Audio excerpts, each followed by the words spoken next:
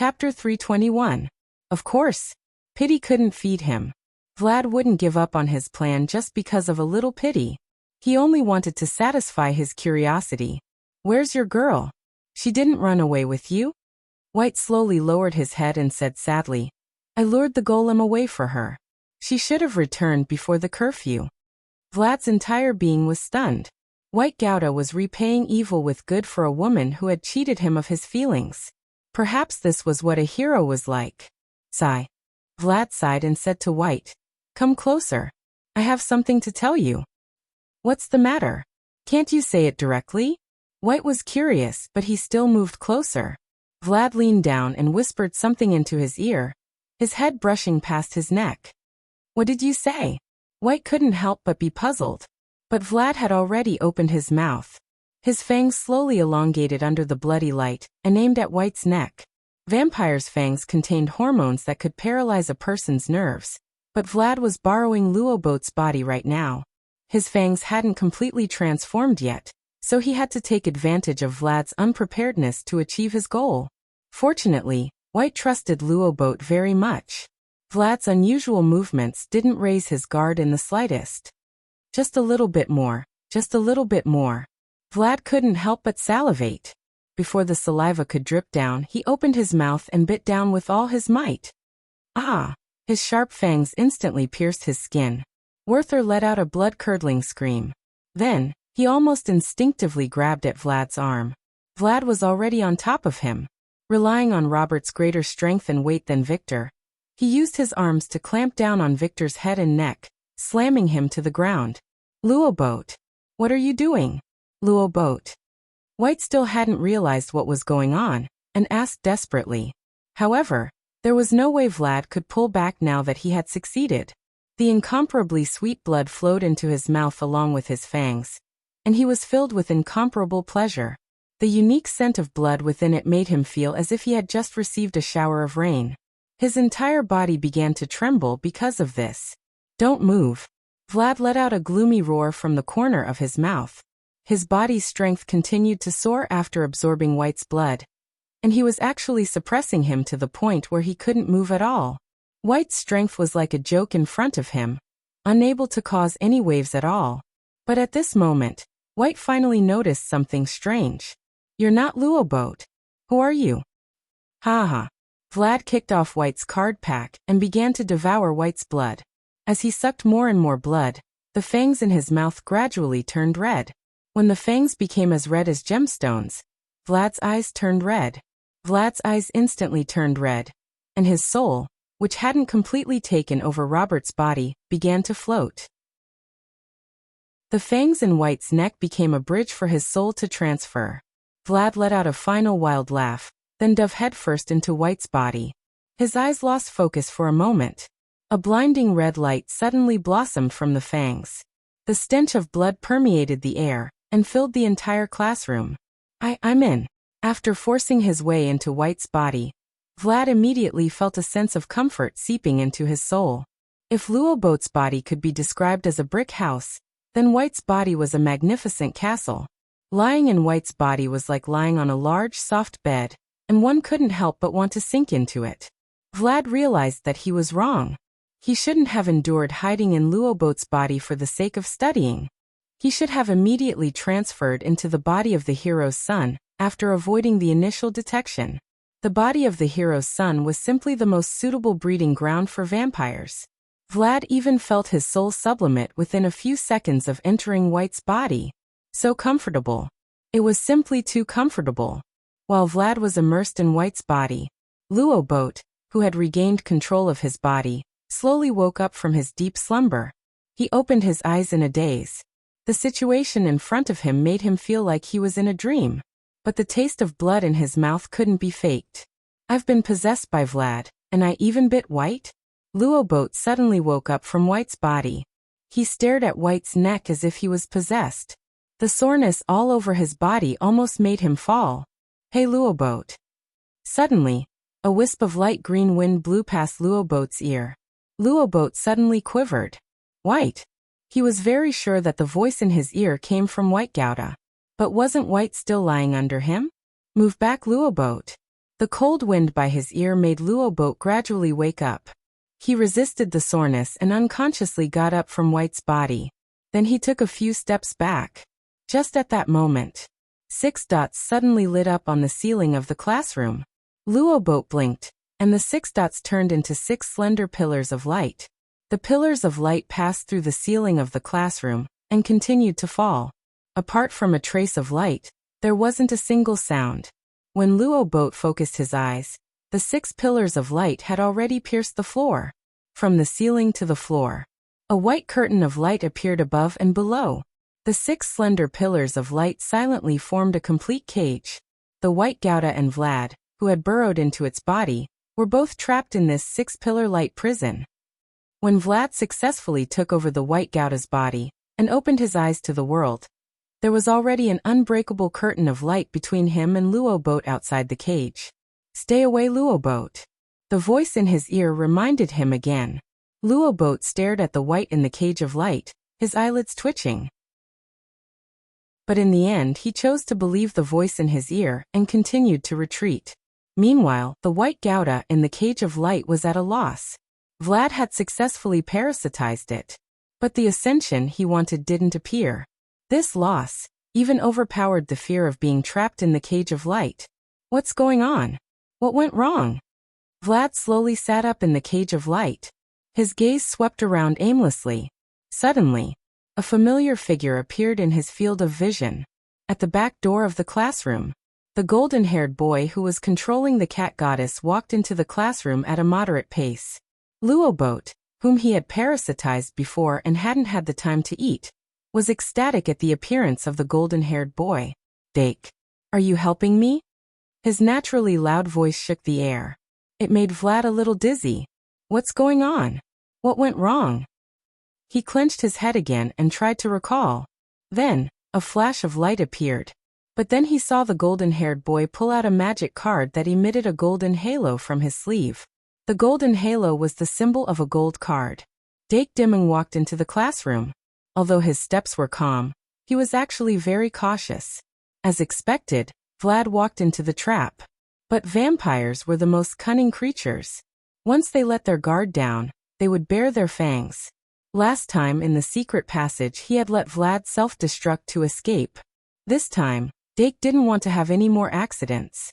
He wouldn't act rashly before the 2 professors arrived. Facing the surprised Luoboat, Dake pointed at him with the empty magic card. "Stop, Luoboat." Although Luoboat was surprised, he still obediently stopped. At this time, the 2 were separated by a relatively safe distance. Dake carefully observed Luoboat and the white in the 6-pillar light prison. Suddenly he said, "Professor, it's time to come down." Then, Professor Kazer's voice came from the wisp of light green wind around Luoboat's ear. "I'm coming." Only a moment later, a hexagram magic array lit up on the ceiling again. The entire ceiling was penetrated by the light of the magic array. Professor Kazer, who was directly above, jumped directly into the magic circle. He passed through the extremely thick floor and jumped into the classroom in one leap. Professor Kazer waved his magic wand in time, wrapping the wings of the wind around his feet. Then, he stepped on the wind and landed between Dake and Luoboat. He looked up again. Professor Shi-Erfu also landed with the White Gouda. Professor Kazer's sudden appearance made Luoboat feel a little relieved. At this time, he didn't realize that he had broken the restriction. But with the appearance of Professor Shi-Erfu and the White Gouda, Luoboat turned his head back and forth as if he had lost his mind. His eyes kept jumping between the white and the white in the 6-pillar light prison. His mouth was as big as an egg. After seeing the 2 professors arrive, Dake was slightly relieved. He said directly, "Professor, let's confirm it first." Professor Kazer frowned and suddenly pointed his magic wand at Luoboat. A flash of magic instantly illuminated his whole body. Luoboat's body trembled, and the last trace of blood in his body was dispersed by the magic power. Professor Kazer nodded, and then turned to the 6-pillar light prison. "Kazer, can your barrier work?" Professor Shi-Erfu asked. Professor Kazer casually replied, "Shi-Erfu, you have asked this question many times. It can imprison souls." "That's good." Professor Shi-Erfu frowned. The existence of souls is too vague. I don't know what to do with them. Professor Ka-Zar nodded and said, it's the same. I only know a little more about souls because of some things. In this aspect, some shamans of the beasts are more proficient. For example, the owls of the bird clan can see souls at night. However, I have used this 6-pillar light prison to capture souls before, so there shouldn't be any problems. If there's anything you want to ask it while it's still alive. Shi-Erfu threw White to Luo boat, and then walked to the 6-pillar light prison.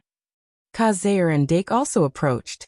After standing still, White patted Luo boat's shoulder and whispered, "Are you okay, Luo boat?"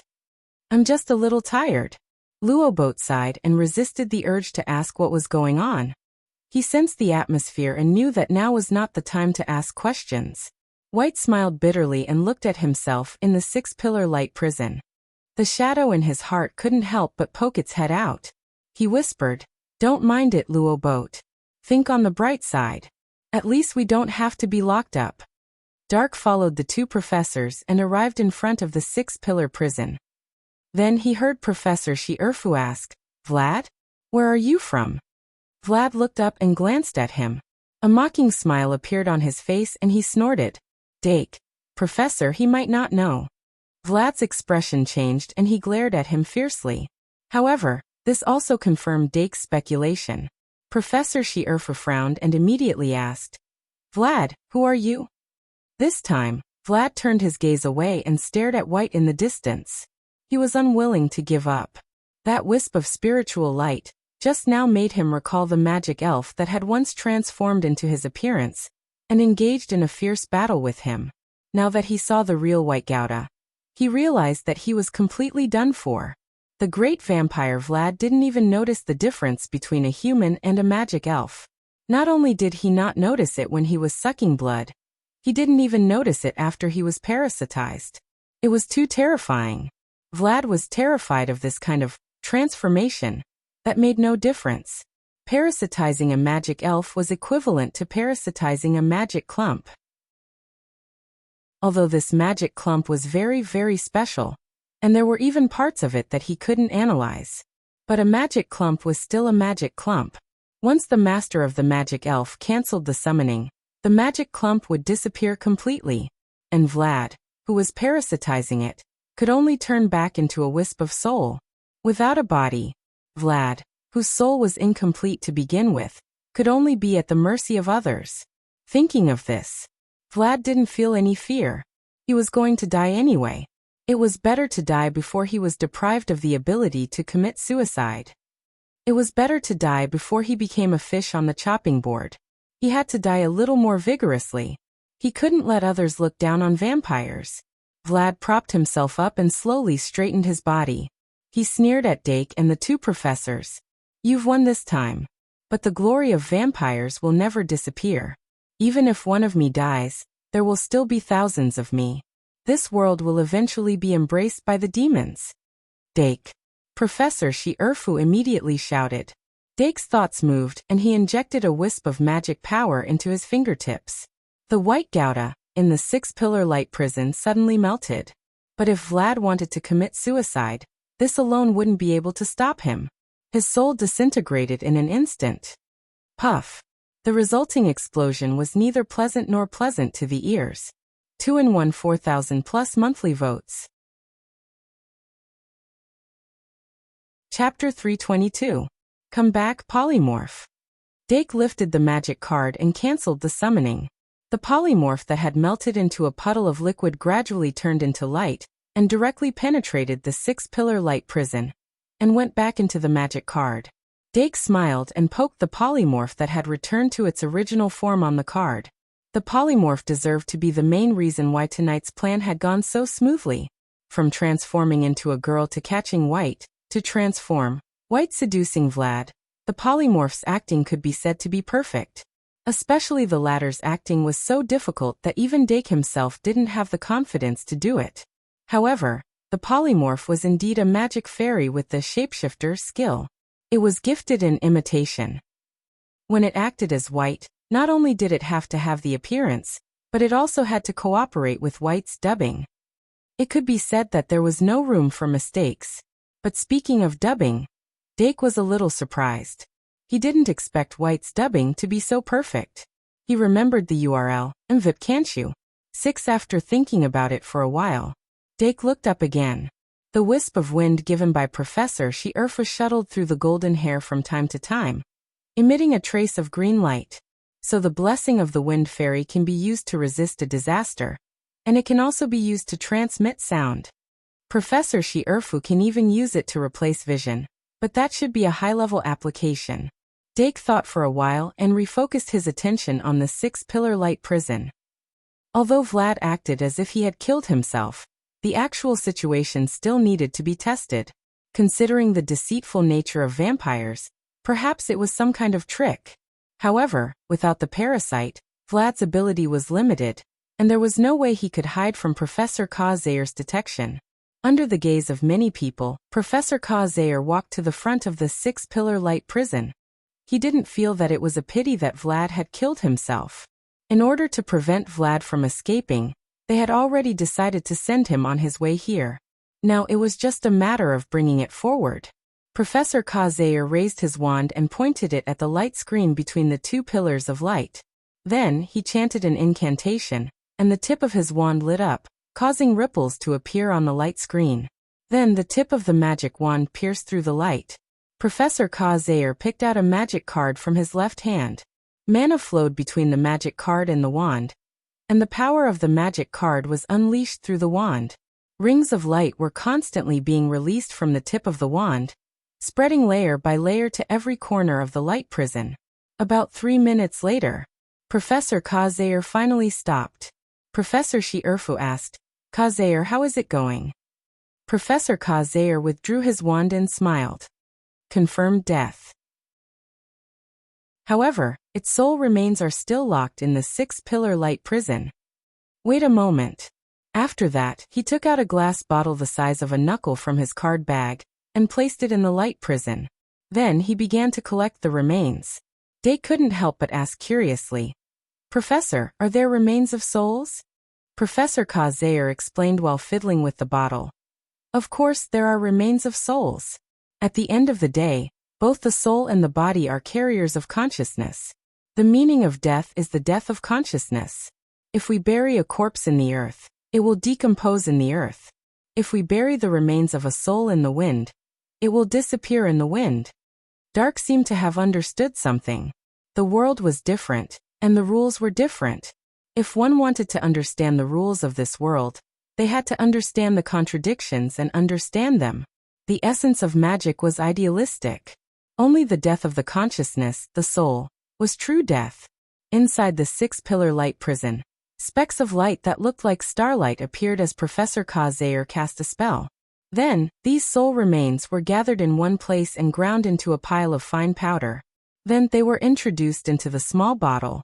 In the concept of alchemists, this kind of powder made from soul remains was also called soul powder. It was a very useful alchemy material. After all the soul powder was transferred into the small bottle, Professor Ka-Zayer sealed the bottle with a layer of enchantment and closed the bottle cap. Then he shook the bottle and looked at the shining powder inside. He handed it to Dake Dimming. "Tonight's vampire hunt was completed by you alone. This bottle of vampire's soul powder will be your reward." Dake reached out and took the bottle. His expression was slightly moved. Almost at the same time, in the tower shrouded in the middle of the night, in the dormitory of Professor of Astronomy, Mitya Bartholomew.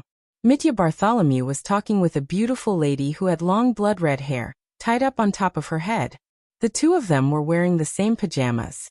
The black velvet curtains were tightly drawn so that no light could penetrate through. It was late at night, but the two beautiful ladies were not sleepy at all. Placed between the two of them it wasn't a magic book. It wasn't a divination astrolabe either. It was a magic chess set. "Mitya, why do you think White likes this kind of unbalanced chess set?" The lady with blood-red hair was holding her cheeks.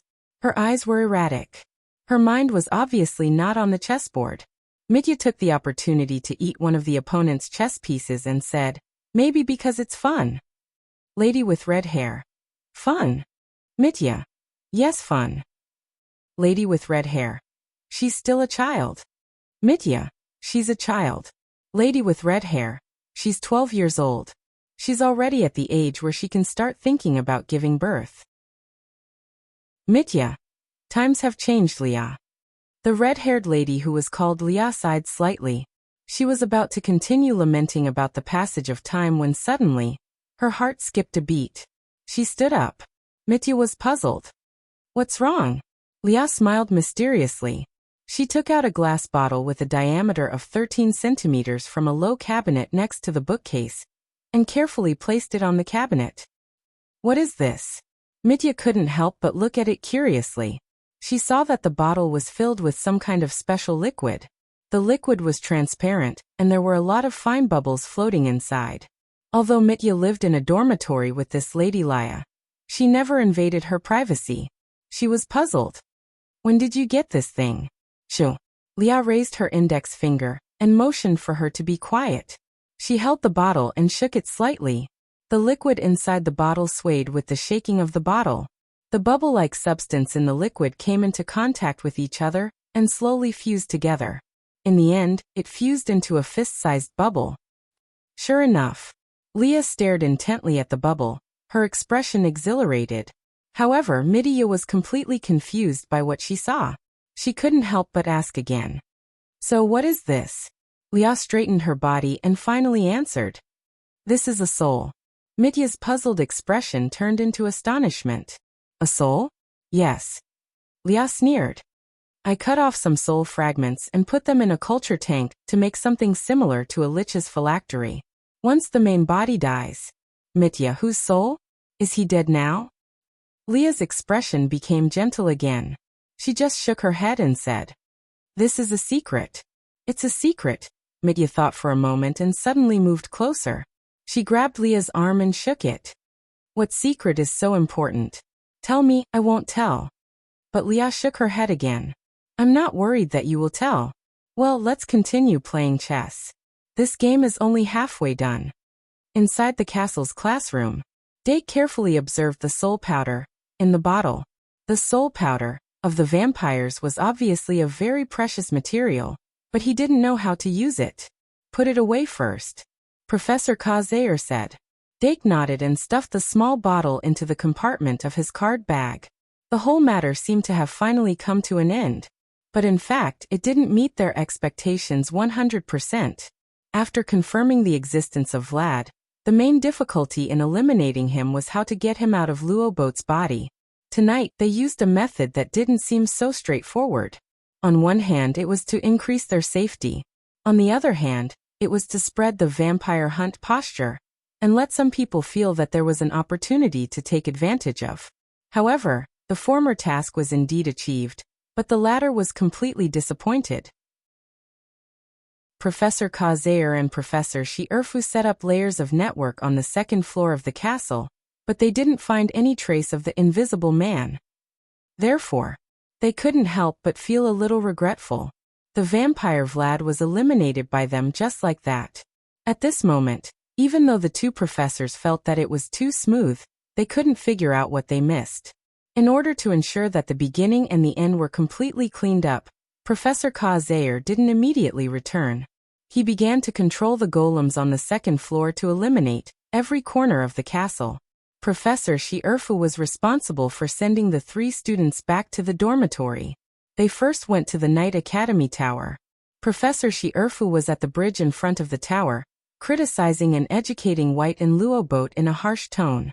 But later on, her tone gradually softened. She apologized for Luobot's experience tonight and praised White's dubbing. Finally, she gave some credits as a reward to appease the students. As for the corresponding confidentiality requirements, of course, she also mentioned. Dake watched Professor Shierfu's entire process. After she sent White and Luobot into the tower, he walked with her to the Noble Academy Tower. Without White and Luobot, the two spoke with less scruples. Professor Shierfu said in a deep voice, "The possibility that the other party's target is the vampire Vlad has decreased." Dake couldn't help but nod. It seems so. In addition, the possibility that Ophelia Bullard is in the academy has also decreased. Professor Shierfu couldn't help but sigh. That's right. Since the reason why Luo boat saw Ophelia in the fog has been found. No, that's not right. So Vlad knows Ophelia? Dake. It's not strange that a vampire knows the last princess of the Blood Clan. Professor Shierfu pondered and said, that's true. But would he be so impressed that he saw it in a love divination? Dake. Professor, it's a kind of guidance and mapping of thoughts, using a combination of speech and magic technology. I'm saying that he might have thought of the Scarlet Blood concubine at that time. Professor Shierfu. So why would he think of the Scarlet Blood concubine at that time? Dake couldn't help but stop and raise his head. That's a problem. Professor Shierfu also stopped. The moonlight shone on her light golden hair, making it seem ethereal. She deliberated for a moment and said, this matter needs to be considered at length. However, the existence of the Invisible Man has always been a problem, but since he didn't appear until Vlad's soul died, logically, we can temporarily separate his purpose from Vlad's existence. If we want to draw him out now, I'm afraid we can only restart the key plan. Dake shook his head slightly. This plan is too obvious. Since even Vlad's incident couldn't draw him out, the other party is either a harmless person or an extremely shrewd person. I'm afraid we won't be able to fool him with a fake key. Professor Shierfu sneered. Then let's make a real one. Since Vlad has been proven not to be in the secret passage, the secret passage can't be closed forever. Dake thought for a moment and suddenly had an idea. He said, Professor, I've always thought that creating a key to break the seal of the secret passage doesn't make much sense. Why don't we make a set of access cards? Professor Shierfu said in surprise, access cards? Dake nodded. Access cards. Only people with access cards can enter the secret passage. This way, we can prevent unpredictable changes due to too many people in the secret passage, and we can effectively take advantage of the uniqueness of the secret passage. It's like you said. The existence of the secret passage is part of the Shungmalian, and it can't be closed forever. Professor Shierfu thought carefully for a long time and said, that does seem to be the case. After all these years, not a single one of us has thought of this. Dake said, maybe from a different perspective. From the perspective of the professors, they should be more worried that the students will be in danger in the secret passage. That's why they want to make use of it, but they naturally reject it. That's why they didn't think in this direction. You're right. Professor Shierfu nodded. How about this? After we've dealt with Vlad, I'll talk to Erdii about this possibility. Dake said, this is indeed a decision that needs to be taken seriously. I hope you can be more open-minded, Principal. Professor Shierfu couldn't help but smile. I see. You're the one who wants to enter the secret passage, aren't you? Dake raised his head and looked at her without any hesitation. That's right. Professor Shierfu's back was facing the moonlight, but her smile was brighter than the moonlight. 2 in 1 4,000 plus. Chapter 323. It was already late at night, and it was indeed not a good time to talk in detail. Dake Dimming and Sarah Shierfu continued to walk forward. Not long after, the two arrived in front of the tower of the aristocrat house. The eyes of the feathered serpent magic statue had opened at some point, and the moon on the horizon was reflected in its eyes. Professor Shierfu and the feathered serpent magic statue looked at each other, and then it closed its eyes again. Dake successfully pushed open the door of the tower and said to Professor Shierfu, Good night, Professor. Professor Shierfu responded, Good night. The common lounge behind the curfew was quiet and cold. Dake stepped in, and the door behind him closed automatically. The magic lamps on the wall and the flames in the fireplace lit up one after another, as if to express their welcome. Remember in a second. https://m, VIP can't you? VIP Dake's expression changed slightly, and he suddenly wanted to sit in this empty common lounge for a while. Then he casually summoned a few one-star magic guiding fairies, and sat in front of the fireplace for half an hour. Only when his heart and body became warm did he return to the dormitory with the magic elves in satisfaction. After entering the dormitory, he opened Paradise and summoned the other magic elves one by one. As the space in the dormitory gradually filled up, The warmth in his heart also overflowed. The sweat on his back could finally quietly flow out. In fact, in tonight's hunt, especially in the second half of the one-on-one confrontation with the vampire Vlad, although he looked calm, only he knew the nervousness in his heart. After all, he was facing a real vampire, a demon whose methods were unknown, and who had no qualms about killing people. Even with the blessing of the wind spirit and the two professors holding down the fort, there was always a what-if just in case. If one accidentally messed up, Luoboat might be in danger. Fortunately, everything went very smoothly. Dake spat out a mouthful of turbid air, then took out a change of clothes and walked into the bathroom. First, he filled the bathtub with water, then took a shower to wash up. After washing up, he soaked his entire body in the bathtub. As the hot water slowly flowed into his body, the muscles and bones in his limbs relaxed. Dake couldn't help but feel sleepy.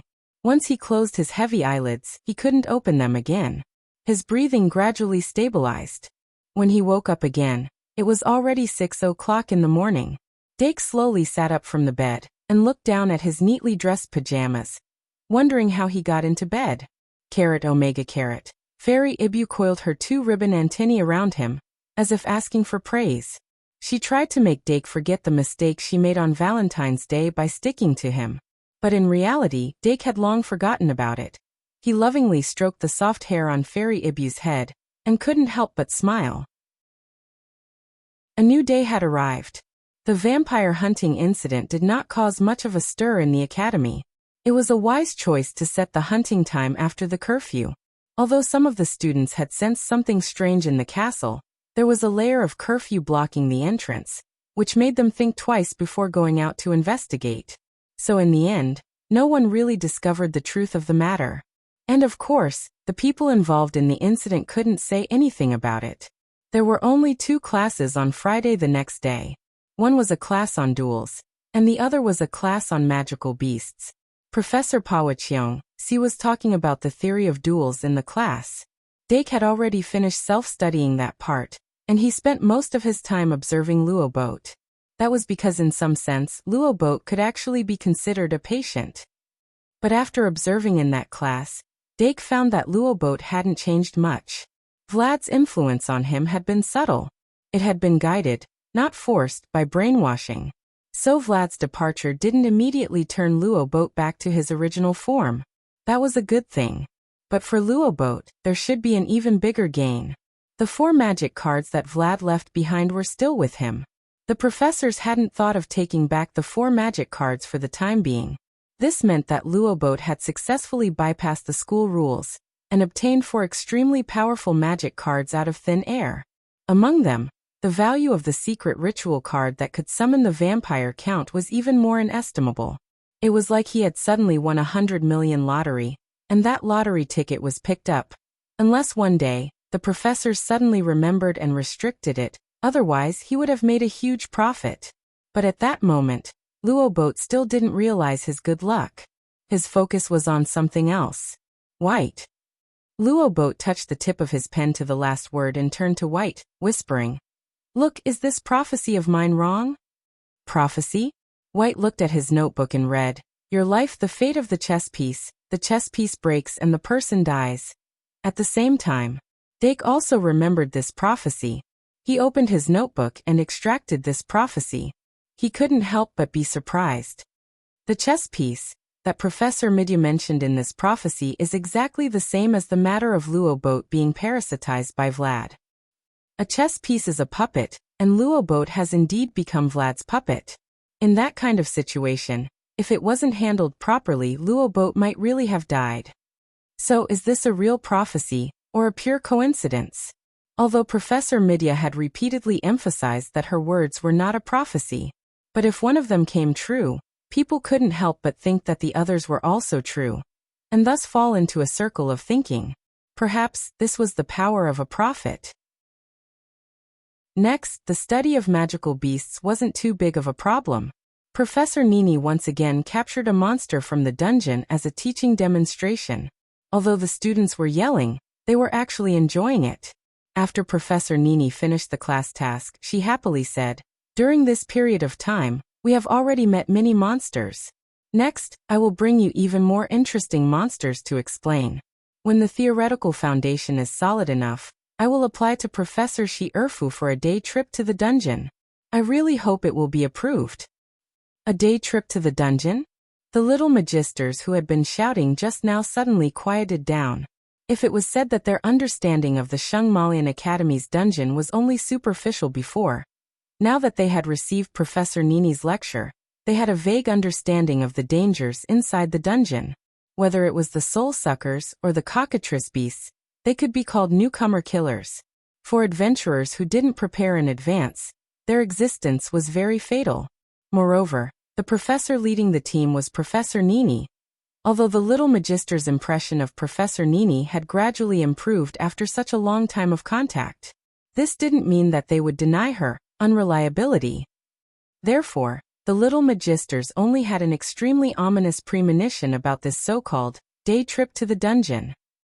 Professor Shi-Erfu won't approve her application, right? Many students looked at each other with a dry smile.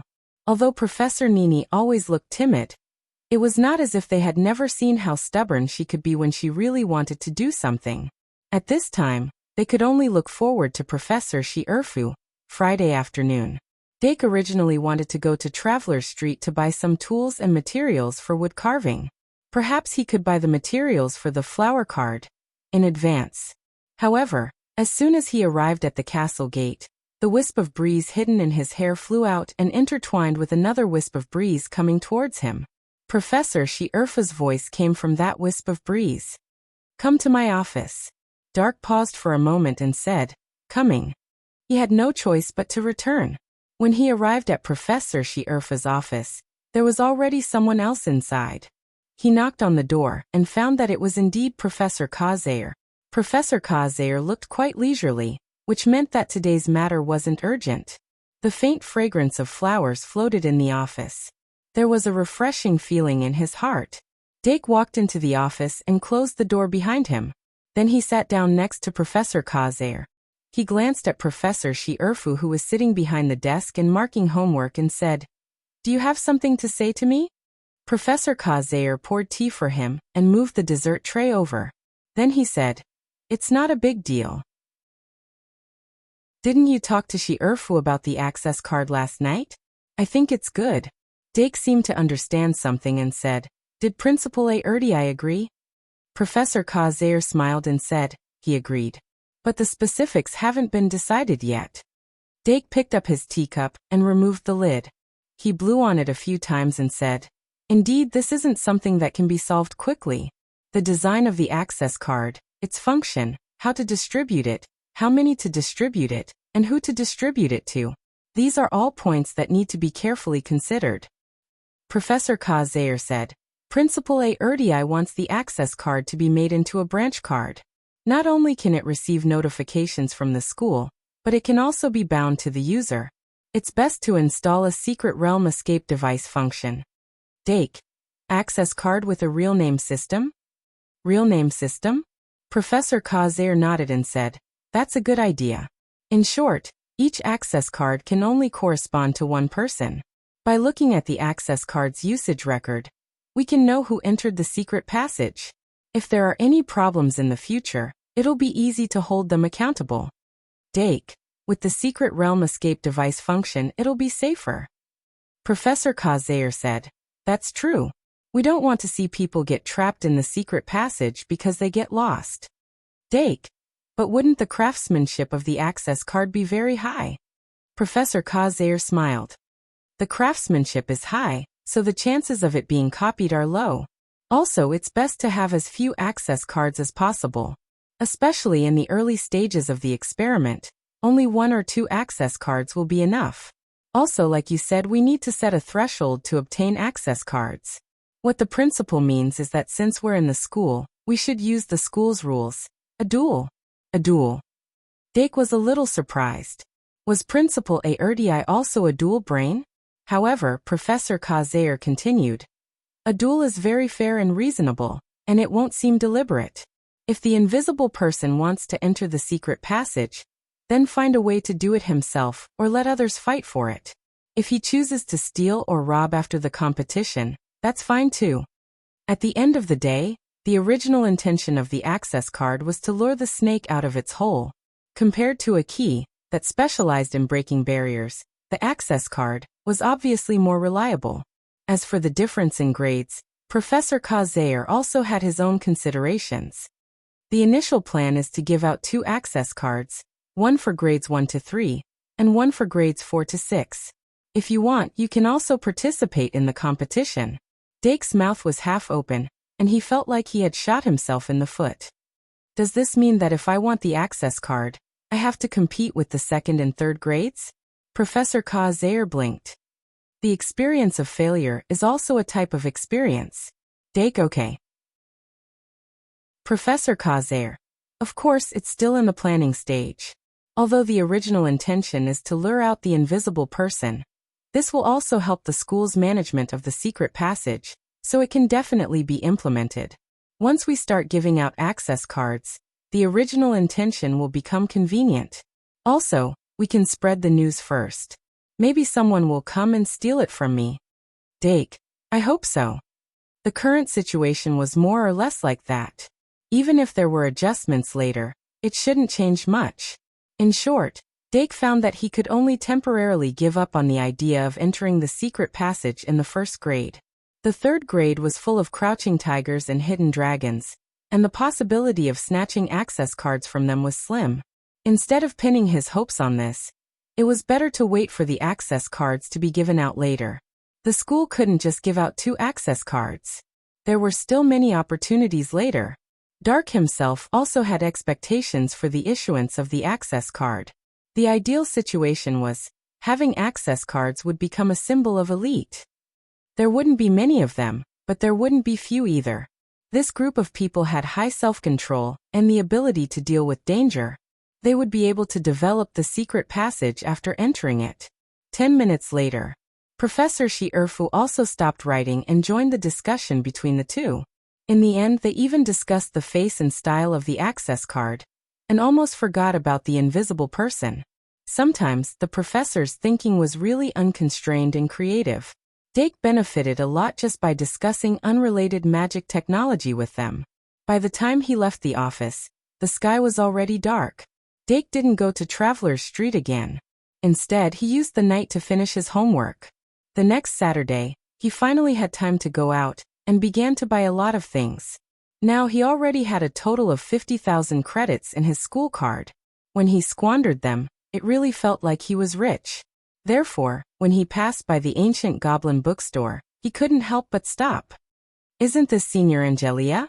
2 and 1 4,000 plus, 8,000 completed today. Looking for monthly votes.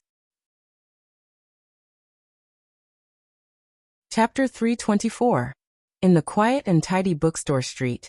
This ancient goblin bookstore that looked like it had been put together by a few pieces of rotten wood seemed out of place. The old goblin, whose skin was wrinkled enough to squeeze flies to death, wore a tattered jacket that exposed cotton lint. He held a similarly tattered book and shouted loudly. Rather than saying that he was selling books, it was more like he was selling groceries. Since the students were already used to it, they could just wipe the dirt off the cover of the book after picking it out. Then they could just make do with it. Most of the books in the bookstore only cost 1 or 2 credits.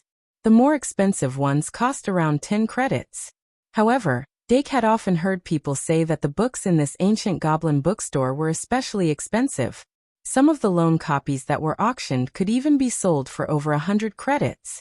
Clearly, this was a place where only those who truly loved books, or those who had a certain amount of credits to spare, would come to look for books. Dake actually didn't love books that much, so he hadn't patronized this place before. However, Angelia Hudson was a frequent customer of the ancient goblin bookstore. Especially since there was a way to obtain credits recently, she came even more frequently. The first website was https://m, VIP can't you? VIP thus, it wasn't a coincidence that Dake met her here. However, the two of them didn't have much interaction, so Dake didn't take the initiative to strike up a conversation. He just walked into the bookstore very casually. Unlike the hustle and bustle at the entrance, the bookstore was relatively quiet inside. There was a faint woody fragrance everywhere. The clerk at the counter wasn't a goblin. Instead, She was a lady of the long ears race. Apart from a pair of long, furry ears that hung down to her shoulders, there were no other characteristics of a different race. This was the so-called long ears race. When Dake walked into the store, this lady of the long ears race had pulled down her long ears and placed them under her chin, covering both sides of her face. She was lying on the table, looking outside with a pair of lifeless eyes. Perhaps it was because she was too noisy or too cold. It was Dake's first time seeing a living long ears. He couldn't help but take another look. Then he was glared at. Looks like a little sister with a bad temper. With this thought in mind, he walked to the bookshelf with the art sign and flipped through it casually. Since he was already here, he wanted to find some useful books. In the art category, most of the books were related to paintings, but some of them were related to sculpting. His main focus was on carving, preferably wood carving. A few minutes later, he found a thick book with the keyword, wood carving, at the bottom of the bookshelf. He squatted down and took it out to read. Using some strength, he pulled the book out. Then as he stood up, he shook it hard, and a large amount of dust was shaken out. It could be seen that the book had been at the bottom of the bookshelf for more than a year or two. After brushing off the dust on the cover of the book, Dake read the title carefully. Fondy's Wood Carving Art. Who is Fondy? Dark couldn't help but blink. Van Gogh, on the other hand, knew a little about it. He was a painter of sunflowers. But Fanshawe, he was a performance artist during the war. I didn't know he could sculpt. A soft voice suddenly sounded from behind him. Dake turned his head slightly and saw Angelia walking up to him. She asked casually, "Are you interested in wood carving?" Dake smiled. "A little. Senior Hudson, it's a pleasure to meet you." Angelia reached out and pulled at her long bangs. She said expressionlessly, "That wasn't what you were thinking when you saw me just now, was it?" Dake's heart skipped a beat, but his expression remained natural. "Not at all. I just didn't want to disturb you. Speaking of which, this Fondy isn't a sculptor, but a performance artist? I don't know if he's a sculptor, but he's a performance artist." Anglia nodded and said, "Otherwise, have you ever seen a lunatic running naked on a battlefield full of corpses after a battle?" Dake lowered his head and looked at the book, Fondy's Wood Carving Art, and replied, "Actually, I haven't even seen a battlefield." Angelia picked up the book in her hands and looked at it from the corner of her eyes. Dark flipped open Fondy's Art of Wood Carving. The first page repeated the title of the book, the author, and a sentence from the author. "There is nothing more beautiful than the human form. Therefore, we give the human form to our gods." This doesn't sound like something a lunatic who likes to run around naked would say. Dake looked at the line and felt that it made sense. The form of the gods was uncertain. Many gods could even switch between different forms freely. However, humans often imagined the gods they believed in as pure human forms. The extreme of this imagination was the core of the saint's faith, Saint. Of course, before he confirmed it, Dark couldn't determine whether it was a figment of his imagination or reality. After all, the gods had fallen a long time ago. In short, while he was thinking, he flipped to the next page. He glanced at the table of contents marked with chapter numbers and continued to read. Then, he saw the first section of the first chapter, The Beauty of Softness. What was drawn in the book was a beautiful human body carved out of a kind of whitewood. The entire human body was in a posture of leaning back into the shape of a pancake. Every detail of the human body could be seen clearly. Dake was startled and quickly looked away. He wasn't shy. He was just worried about Bliss Plus One. But after looking away, he realized that it was not his private time, so he awkwardly closed the book Fondy's Art of Wood Carving. Then he looked at Angelia, who was beside him. Her long bangs covered her forehead, making her look rather low-key. But to Dake's surprise, she didn't react shyly like a girl. Instead, she looked more interested. "Is this Fondy's work?" Angelia blurted out. "I didn't expect a performance artist to have such advanced carving skills. Do you want this book? If you don't want it." While Dark was surprised, he subconsciously said, "Yes, I do." "Is that so?" Angelia felt rather regretful. "Then after you finish reading it, can you lend it to me? I can pay you the same as renting a book." Dake said, "Forget about the payment. Wait for me to finish reading it. Angelia immediately said, Okay, thank you. Dake finally bought Fondy's wood carving art. Of course, it wasn't because Angelia was beside him. After careful consideration, he realized that this wood carving book was indeed helpful to him. Although there were many types of armament, the most common one was the full body armor. The foundation of making armor, especially the tight soft armor, naturally had to conform to the human body structure. The most important thing to learn new knowledge was to build a good foundation. From the basics to the high end, one couldn't just hope for a castle in the sky. He had almost zero foundation now, and he had to learn by himself. It would be too difficult to jump directly to armor making. Therefore, he would start with human carving. Moreover, Fondy's wood carving art didn't only talk about human carving. There were also many subhuman carvings. For example, the carving of orcs. If he could master the carving of orcs, then he could naturally master the body structure of animals. In short, this book was unexpectedly comprehensive. After buying Fondy's wood carving art, Dake didn't stay in the ancient goblin bookstore for long. He quickly said goodbye to Angelia and continued to collect materials on Traveler's Street. When it was close to evening, he summoned the Dilu beast from the dormitory. With its help, he carried a trailer-like package back to the dormitory. The door of dormitory 201 was like a huge mouth, only in and not out. Dake opened the package and sorted the materials inside. Then he took a deep breath and went to the bathroom to wash his body. After he felt refreshed, he lay on the bed and started reading Fondy's wood carving art. Although he subconsciously avoided it at first. But in reality, with his current concentration, it wasn't too much of a problem to look at these exquisite but fake wood carvings. Dake Dimming wasn't a real ignorant youth. But just as he started to read the wood carving art, little Ibu and Fairy Ibu quietly sneaked into his bed and rubbed against his face, making him a bit troubled. Sure enough, not long after, the two magic guide fairies were attracted by this wood carving art book and refused to leave. Time passed quickly. From this Sunday onwards, Dark would officially embark on the path of learning wood carving. He started from the most basic material identification and familiarity with the tools, and gradually became addicted. Boys seem to have a natural interest in this type of manual work. The feeling of creating a work of art from your own hands was irresistible. And under his intentional indulgence, greed was steadily growing. However, nothing could be accomplished overnight. After a whole day, apart from a few more pieces of junk in the dormitory, he didn't have any results. But at night he suddenly thought of something and summoned, Meow Meow. In the end, Meow Meow arrived first, showing what a technical expert was. In just half an hour, Meow Meow had mastered all kinds of carving tools, and then, under the gaze of Dake and the rest of the magic guide fairies, it carved a lifelike fat head fish. Meow. After carving, Meow Meow bit the fat head fish and proudly put its hands on its waist. In this round, Dake Dimming suffered a crushing defeat. Perhaps this is a true genius? Jealousy +1. The great sin that slowly floated in his vision was jealousy, that he hadn't seen in a long time. Dake suddenly missed it, and couldn't help but reach out to touch it. Of course, he touched nothing. After that, he looked at Meow Meow, who was showing off with the fat head fish in its mouth, and suddenly had a flash of inspiration in his mind. But just as it lit up, it went out again. It was like a scratch in his heart, making him want to catch it but unable to. What did I think of just now?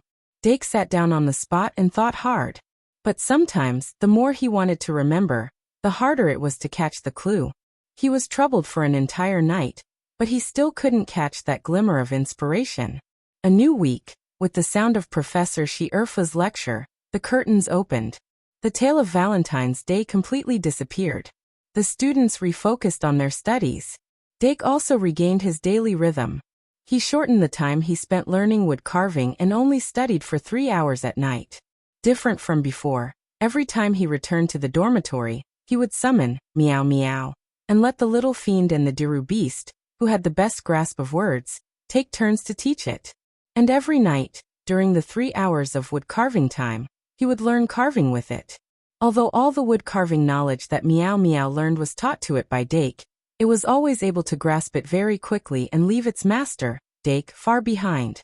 Dake hadn't felt like this for a long time. In the field of wood carving, Meow Meow was like a rabbit, and he was the tortoise that raced with the tortoise. Only by persevering hard could he possibly reach the same end as the rabbit. But sometimes, it was actually a very lucky thing to have a shadow in front of you that you could chase. He could clearly feel that his learning efficiency was much higher than on Sunday. This week passed. He could already carve a decent human body with a piece of cork. Although it was still far from fine, it already had a complete structure. The proficiency of the technique was also constantly increasing. He finally looked like a person who was playing with carving. Although in this week Meow Meow's chin was getting higher and higher, he didn't care. The last Sunday of February, 3 days before the end of February, 7:30 in the evening, Dake looked at the hand-carved puppet on the table, slowly closed the book Fondy's Art of Wood Carving, and exhaled. In a week, I went from nothing to something. Actually, my progress is quite fast. If you don't compare it to Meow Meow. He smiled slightly, then put Fondy's Art of Wood Carving in the corner, and took out another book related to wood carving, Elven Craftsmanship, Wood Carving. In Fondy's Art of Wood Carving, there is a lot of content about more detailed human carving, and even the technique of softening materials to simulate the corresponding parts. But for now, I can't use these techniques. After mastering simple human carving, I can finally start to add armor to the outside of the human body. Let's start with the simplest dress. In this regard, Elven Craftsmanship, Wood Carving should be able to help me more. Dake opened Elven Craftsmanship, Wood Carving to the page he needed, picked up the carving knife, and gestured at the puppet. After pondering for a while, he finally started. Let's carve a little dress first. 2 1/4 thousand plus. Chapter 325. The reason why Dake wanted to start with a dress was not because he liked dresses. He just took his promise seriously. During his duel with Elsie Kevins, he promised Fairy Evie that he would find a way to get her a dress after he learned how to craft armor. Although the armament card had limitations when it was used on the enchanted fairy, Dake estimated that with his current level, he would not be able to craft a proper armor that required a large amount of magic power. If he could piece together a set of armor that was slightly more useful than the outfit card, he would be very lucky. In short, since it was just an initial attempt, it did not matter which armor he made first. Using a small dress in the fairy craft, wood carving as a reference, Dake picked a piece of wood from the material box and started carving. Carving a small dress that did not need to be too detailed was actually quite difficult. The most difficult part was the hollowing out of the interior. For beginners, there were 2 different levels of difficulty between carving the exterior and the interior. Remember the website, MVIP can't you? VIP. But Dake had an idea when he was learning how to carve the human body. Things like this that required hollowing out of the interior for carving could be done in a modular way to simplify the process. In other words, the small dress could be divided into 2 or 4 parts, leaving a structure that could be assembled at the contact points of each part.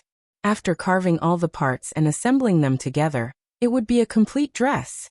Using this method, one could avoid the interior carving. Moreover, this was the prototype of the armor crafting method.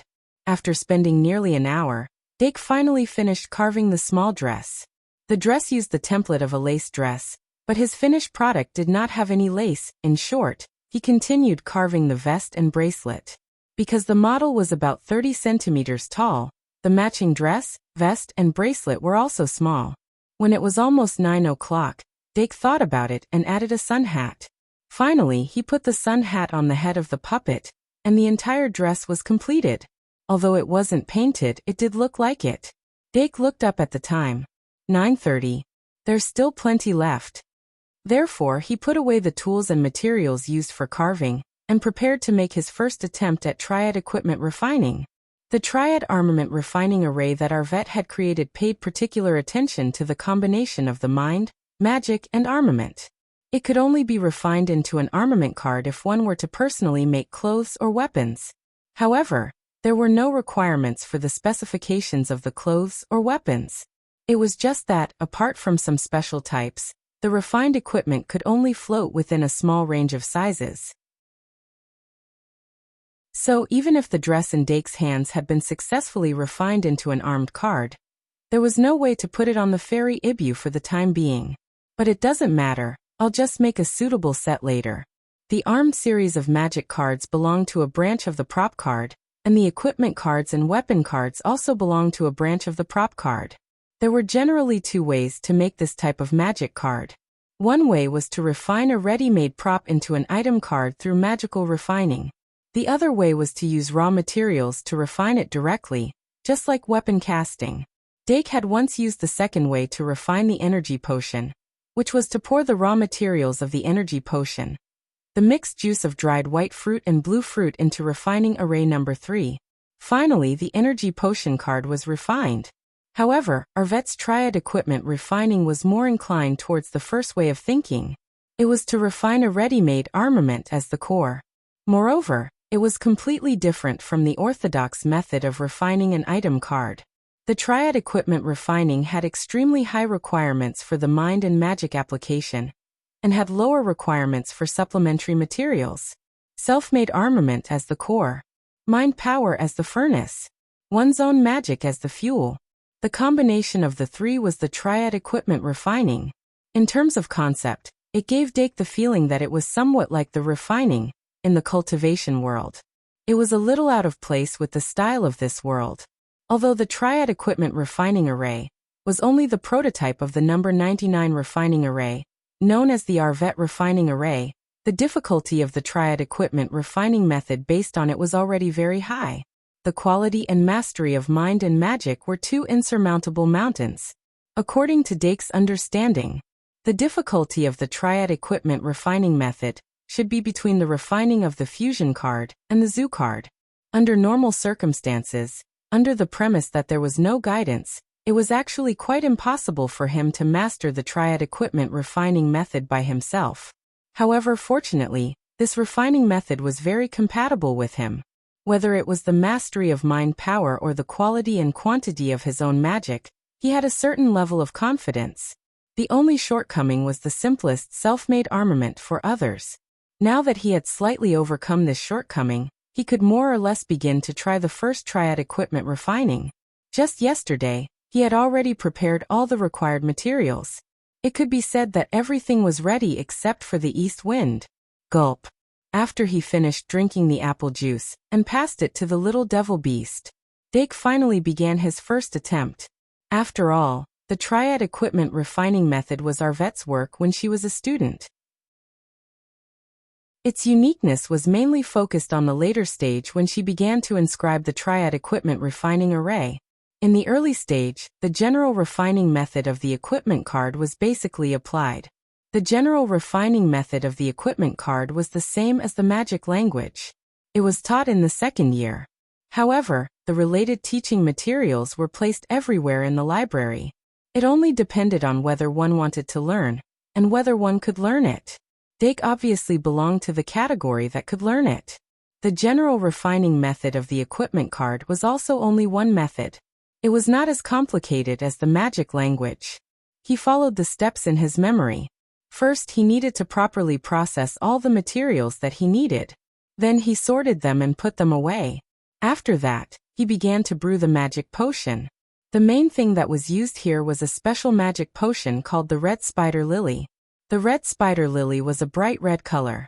According to legend, it was a flower of the other shore that bloomed in the underworld. The dead wandered in the void of the underworld. Occasionally, they would come across that patch of red. Once attracted to it, the red spider lily would transform into the thing that they desired the most, the thing that they were reluctant to part with, and the most untouchable thing. It would make them feel like they were in a dream and unknowingly nibbled away. Since the red spider lily was named this way, it was naturally because it also had the effect of transmogrification. Many things involved in magic technology were taboo in the eyes of ordinary people. A magic potion like red spider lily was even more of a contraband. However, in the field of magic tutors, it was one of the most commonly used magic potions. Equipment cards, weapon cards, and even venue cards like zoo all required red spider lily as the base. Its position in this type of magic card was like the magic elven card and the elven honey. This was because the essence of this type of magic card was a kind of application of real projection. After smearing the red spider lily evenly on the blank magic card, the magic card will have the foundation of transformation ability. After about 40 minutes, Dake finally pushed the refining experiment to the later stage where he needed to use the Triad Armament refining array. He carefully checked the half-finished product on the table. After confirming that his first creation was passable, he then began to inscribe the Triad Armament refining array on this half-finished product. The Triad Armament refining array was a three-dimensional refining array. The difficulty of inscribing it was much higher than a flat array diagram. However, Dake had already done enough practice for this. He poured magic into the magic pen. After spending a full 10 minutes, he finally finished inscribing the Triad Armament refining array. Within these 10 minutes, he did not stop at all. The magic output was stable and smooth. It had already exceeded the limit that ordinary people could achieve. The final product was an almost perfect sphere. This was the only refining array that Dake knew of that could present a complete sphere. However, successfully inscribing the Triad Armament refining array was only the first step of the Triad Armament refining array.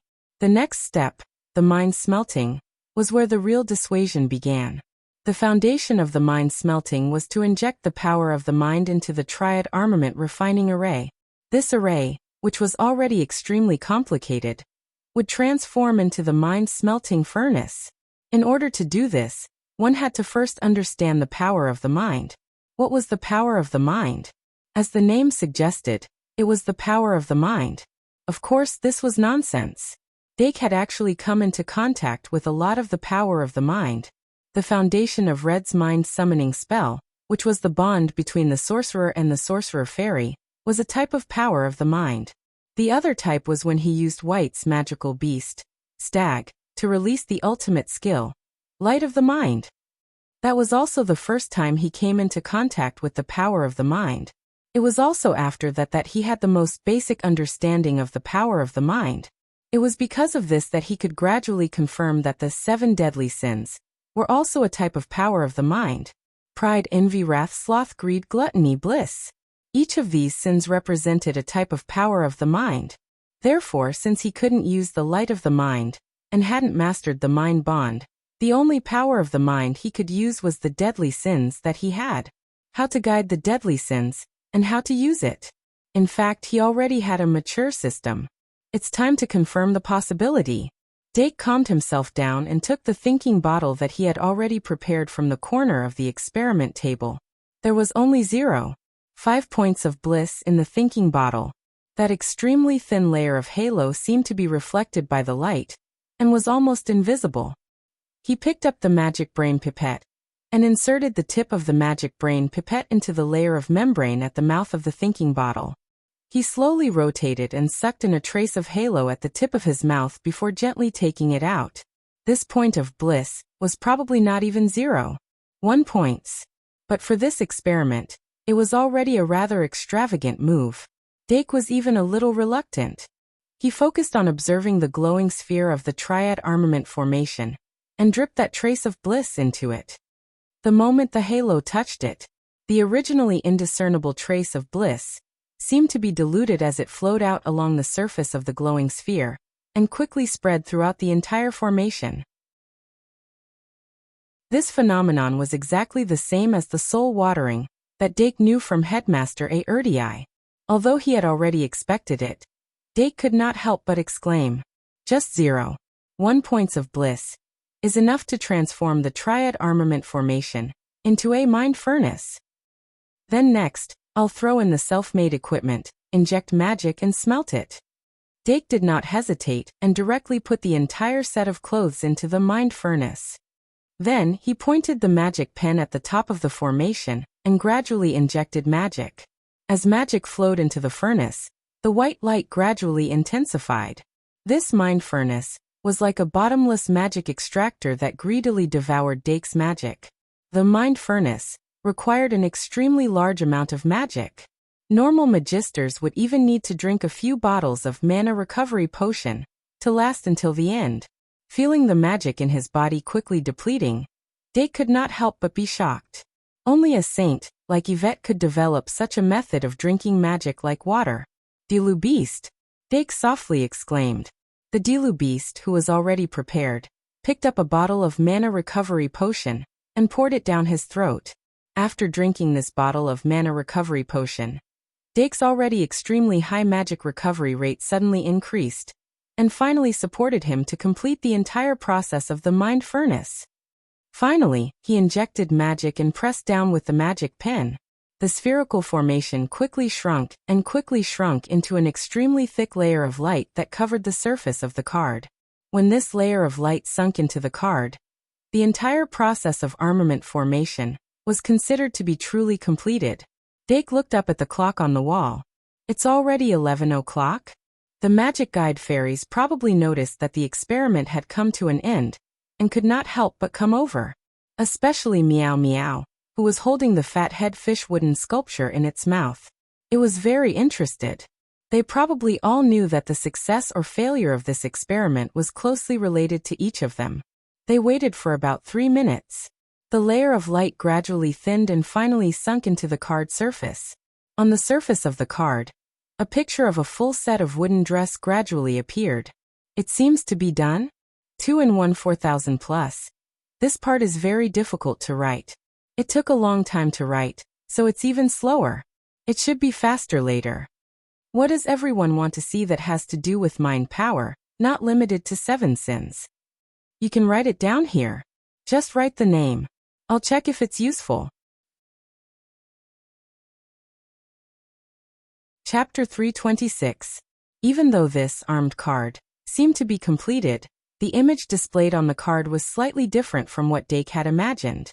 He frowned slightly, picked up the card, and infused it with magical power. As the information returned, he had a general understanding of this armed card. Card name: Wood Armor. Type: Item card. Effect: Defense plus 10, slightly increases the ability to attract moonlight. Looking at the panel, there seemed to be no big problem. Armed card was indeed a type of item card, and the panel would directly display item card. The name of the card was also very ordinary and suitable. Remember, https://mvip can't you? VIP. After all, this was indeed an armor made of wood. As for the effect, for such a crude product to have a defense plus 10 attribute, it was already beyond his expectations. He originally thought that it would only have defense plus 1. He didn't expect that not only was the defense bonus okay, but there was also the additional effect of attracting moonlight. Attracting moonlight? Don't tell me that after wearing this wooden armor, you will automatically become the brightest child in the night? Dake laughed dryly, and used the usual summoning technique to summon this set of wooden armor.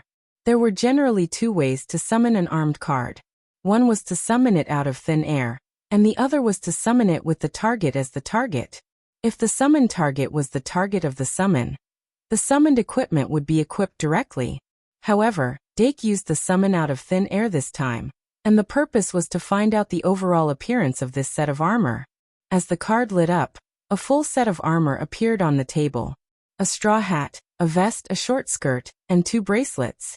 This was the entire set of wooden armor. Other than the faint white light on the surface of the wooden armor, there was almost no difference from before the armed card refining was completed. The size hasn't changed. The material hasn't changed. Wood, it's still wood. Dake checked carefully and confirmed his findings. Although this set of wooden armor had the name Wood Armor, it was actually a set of wooden carvings, and the core had not changed. Some of the carved buckles, belts, and frills were still made of wood. This was completely different from what he knew. One had to know that Yvette was able to use the triad armament formation to refine clothes into battle armor. That was the real armament refinement, which greatly changed the material of the armament itself. What exactly went wrong? Is it because the carving is not detailed enough? Or is it because of the great sin? Or is there a problem with the materials? Dake fell into deep thought. However, his understanding of triad armament forging came from the principle of ARDI. Some things that seemed simple and natural to the principle might become difficult for him to overcome. It's too hard. With that in mind, Dake took a deep breath. Me Fairy Ibu's antennae had unknowingly wrapped around his wrist, gently rubbing it as if to comfort him. He turned around and picked up her breasts. He smiled and said, "It's okay. There's only motivation when there's difficulty." Fairy Ibu. Meeb, the Dilu beast said. "It wants to say that its dress is going to be delayed again." Fairy Ibu. Me. Classic rumor. All in all, Dake's mentality was quite good. It was already very lucky that he didn't fail the first time. The inadequacies could be solved through repeated experiments and research. Originally, this kind of high-difficulty refining experiment couldn't be completed in one go. After the astronomy class on Wednesday night, he actually received the information on the magic circle of love from Professor Midia. However, after looking through it, he found that he couldn't understand it at all. It was even more impossible for him to redevelop the flower card. This directly caused the large amount of materials he prepared to be useless. He could only separate them and use them for other experiments. If he wanted to understand the magic circle of love, he probably needed to learn more about astronomy and astrology. However, he still didn't show any talent in divination, so there was a bottleneck in the study of astrology. Under normal circumstances, if he wanted to continue his research, he could only place his hopes on Ibu. If little Ibu could learn something, Dake could continue his research on the flower card. With her help. Fortunately, he didn't need the flower card urgently. Now that he had the foundation for research, the research on the flower card could be restarted at any time. Therefore, it was possible to start research in the future. This kind of mentality was very rare and valuable. Oftentimes, people who wanted to grab something in one go would not be able to achieve anything. In the end, Dake called the polymorph over and turned it into a puppet. Then he equipped it with the wood armor. Busy. The polymorph put on a little skirt and a little hat and shook its little butt on the table. However, the wooden skirt hung on its body and made clanking sounds. It didn't feel like a piece of clothing at all. Not only will this level of equipment not have the effect of increasing strength, but it will also cause negative effects. Dake pondered for a while and decided to seal it forever. The next day, Monday, Dake studied seriously for the whole day. He first went to the library to finish his homework. Then he ate something and rushed back to the dorm. Last night's refinement did not dampen his interest. Instead, it made him even more interested. This time, he chose a large piece of wood and prepared to carefully carve a skirt that fit Ibu's size. From the blueprint to the completion of the carving, it took more than an hour. After that, he didn't directly use it for refinement. Instead, he took out a set of paint and began to paint. This was a response to last night's failure. He could think of 3 reasons why the armament refinement didn't work as expected. He couldn't solve the problem of using spirit force. He had no idea how to choose and add materials, so he could only start from the precision of the carving. The skirt he made last night was too rough. It didn't look like a real thing at all. This time, he wanted to make a skirt that was very similar to a skirt. In short, 2 hours later, he successfully made a pink wooden skirt, and even let Fairy Ibu try it on. The color was quite right, but the wooden skirt was stuck in her legs. Under Ibu's resentful gaze, Dake took off the wooden skirt and began the second, armament refinement. After the first experience, the second, armament refinement, was obviously much faster than the previous day. Whether it was the pouring of the spirit furnace or the final smelting, he was more familiar with it. After a short hour, he completed the second, armament refinement, and obtained the second, armament card. Since he only used a wooden skirt, the armament card this time looked no different from the equipment card. However, the armament card and the equipment card were fundamentally different in practice. He picked up the final product and carefully observed it. The pink skirt on the card surface was obviously more textured than the wood armor skirt. This breakthrough gave him some better expectations for the results of this experiment. With a hint of anticipation, Dake injected a bit of magic. Then information flowed into his head. He couldn't help but smile. Card name, Moonlight Skirt. Type, Item Card. Effect, Defense plus 23. Becomes more charming under the moonlight. From the wood armor to the moonlight skirt. This is a qualitative breakthrough. Just from the name of the card, one could see the huge breakthrough. As for the slight increase in defense, it wasn't that important. However, the additional effect was very good. For Ibu, who had the body of charm, this was probably one of the most suitable effects. Dake couldn't help but summon the moonlight skirt. As the light lit up, the pink skirt fell into his hands. When he touched it, he could clearly feel a kind of softness that was different from wood. However, the softness didn't seem to be enough. It lacked the finesse of the fabric. The most shocking part was the waistline. There was an elastic band there. Although Dake did deliberately carve the feeling of an elastic band, he didn't think that he would really succeed. It seems that at least my train of thought was correct. Dake's smile gradually widened. He then raised the skirt and observed it under the light of the magic lamp. At the same time, he also showed it to the surrounding magic elves. Everyone's gaze was attracted to the skirt. The little devil touched the hat on its head, suddenly feeling a kind of status threat. On the other hand, Meow Meow's eyes were shining. Its bright gaze kept jumping back and forth between the dress and the fat head fish in its paws, giving off a feeling of eagerness. Of course, the most excited one was Ibu, who had just tried on the wooden skirt. Meow! It called out loudly. Its two antennae climbed onto Dake's wrist and gently exerted force. Dark came back to his senses and put down his hand. Then he scooped up Ibu and pulled her into his embrace. He then turned her body around so that her belly was facing outwards, and rubbed her little belly. Meow! Ibu immediately let out a comfortable cry. Dake then picked up its tail and put the skirt on. He then grabbed its right leg and put it through the skirt. Next was the left leg. After both legs went through the skirt, he grabbed the skirt's waist and pulled it up to the waist. This way, this little pink skirt could be considered finished. Dark looked at it carefully and felt satisfied. He then placed Fairy Ibu on the ground. As soon as Ibu's hind legs touched the ground, it excitedly jumped and started to dance in circles. Heartsuit, heartsuit, heartsuit. It then hummed the daily version of the bewitching voice, the bewitching song. In short, it was visible to the naked eye. After so many days, the king had finally returned. While Ibu was singing and dancing, it would occasionally steal glances at the surrounding magic elves. It found that they were all somewhat jealous, especially that hypocritical white cat, which was curled up on top of the cat tree like a pitiful orphan. There was also that fat stinky cow, which was completely useless apart from being able to produce milk. As expected, the most favored one was this fairy Ibu. As it glanced, Ibu's gaze drifted to the little devil's head.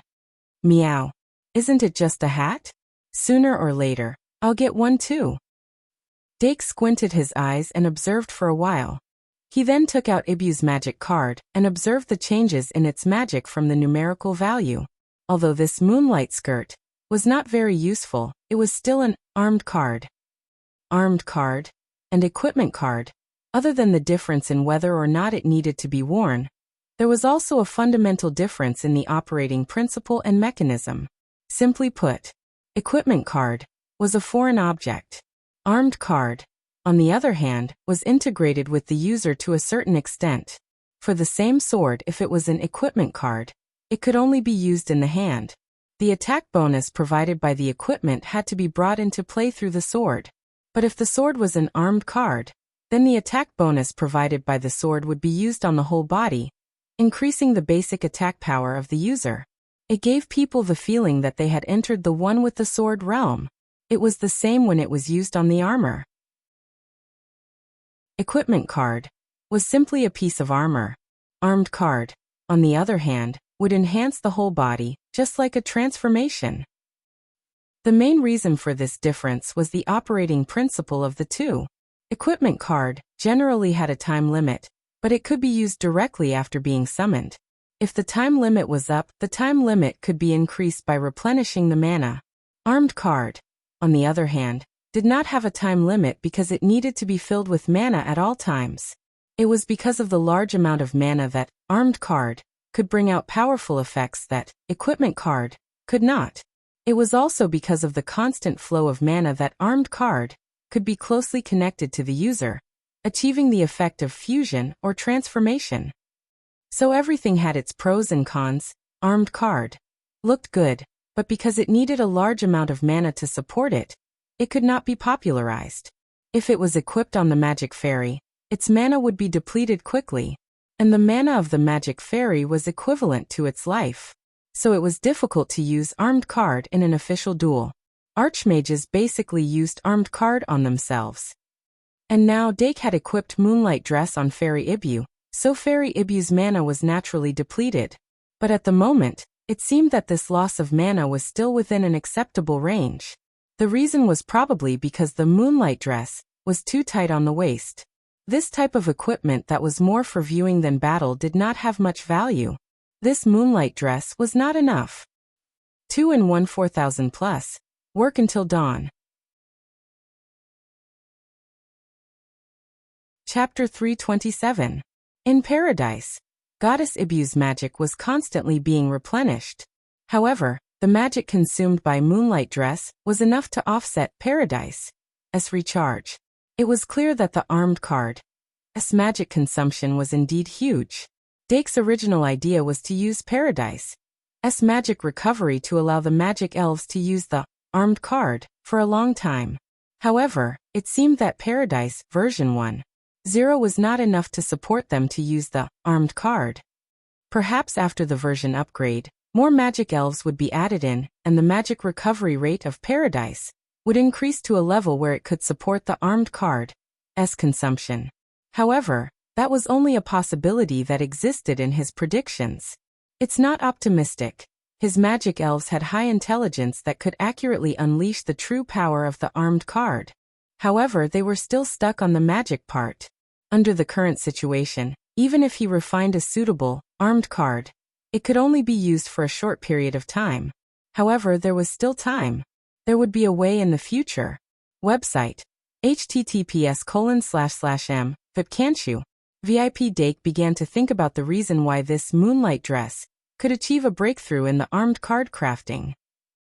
On the surface, the more detailed carving and the later paint seemed to be the reason why Moonlight Dress succeeded. But in reality, a smart person was often good at thinking and discovering things. Dake did not think of himself as a smart person, but he felt that he was more or less a person who was good at thinking. Being able to calm down and think was actually a kind of talent. Perhaps wood carving, which required meticulous carving, was quite suitable for him. After thinking deeply, he noticed the difference between when he carved the Moonlight Dress and when he carved the wood armor. When carving wood armor, he was more or less in a perfunctory mood. He felt that this was enough, more or less, and it was enough. When carving Moonlight Dress, although the final product was not that exquisite, he had a clear goal when carving it. He wanted to give it to Goddess Ibu. He put in a lot of effort to make it suitable for it. In other words, it was heart. A more exquisite appearance and more heart. Which reason was more important? Putting it into the rules of this world, it was not that difficult to guess. Heart, magic, and armed card in one. So that's how it is. The soul here doesn't just refer to the soul furnace. Only by carving with your heart can you carve a truly good piece of work. This is actually the same as pursuing art. Perhaps in the future, I should choose an object that I like. For example, the holy garment, the great sin equipment, the digital armor. Speaking of digital armors, the Dilu beast seems to be able to use the radiant armor, and the armor can evolve into the Nephiadi beast. But how do we make those things? Dake shook his head, thinking that there was indeed a gap between dreams and reality. At this point in time, it was best to choose something simple and feasible to make.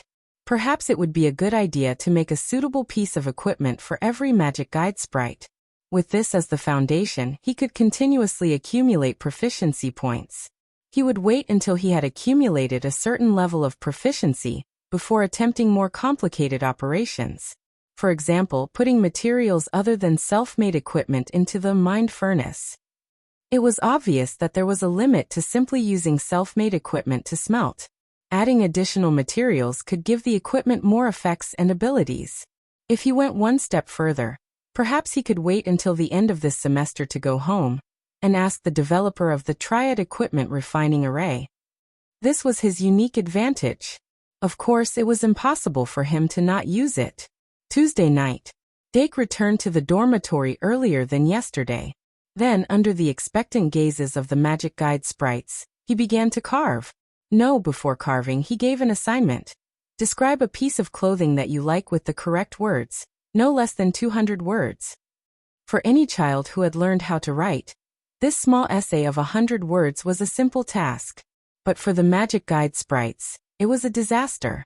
Only the Dilu beast, who often read picture books, could easily complete it. It was only 200 words, but the magic guide sprites spent an entire hour to hand in all the assignments. Among them, Trash Slime's assignment was written by myriad variations. Meow Meow was lucky to be exempted from homework because of its short learning time. But Dake still made it write down what it liked on a piece of paper. Just like that. After Dake collected the assignments, he had a rough understanding of the magic guide sprite's preferences in clothing.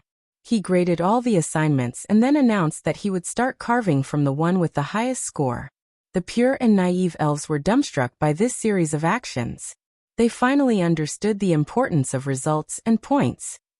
And of course, the one who got the full 100 points was the Dilu beast. After taking back the assignment, the Dilu beast stared at the bright red 100 points on the workbook. Its two big eyes couldn't help but curve into a crescent moon shape. It was describing a hat in the workbook. Buddha. After the little devil knew the Dilu beast's goal, it was speechless for a long time. As for itself, it also wanted a hat. That's right, the little devil wanted a hat to increase its weight. As the saying goes, the mountain is not tall. As long as there is a hat, it will be alive. After confirming the goal, Dake began to carve tonight's equipment. The hat in the Dilu beast's heart was a white, furry top hat with 2 different colored feathers on one side of the hat.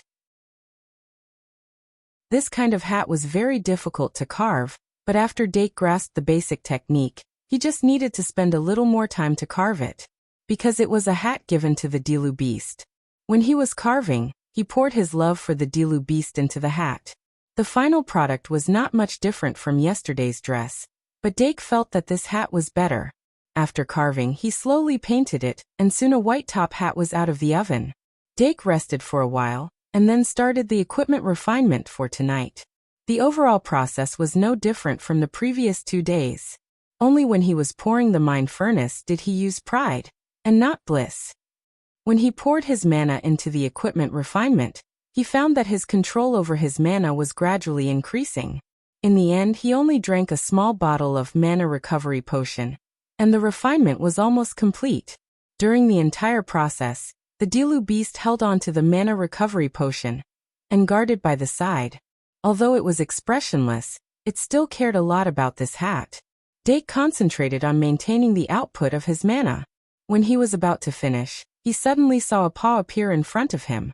Then Meow Meow quietly approached and threw the fathead fish carving into the mind furnace. Meow. In an instant. Before Dake could react, the Dilu beast suddenly screamed and stared at Meow Meow like an evil spirit. The dormitory, which was originally quite harmonious, instantly turned into a battlefield of carnage.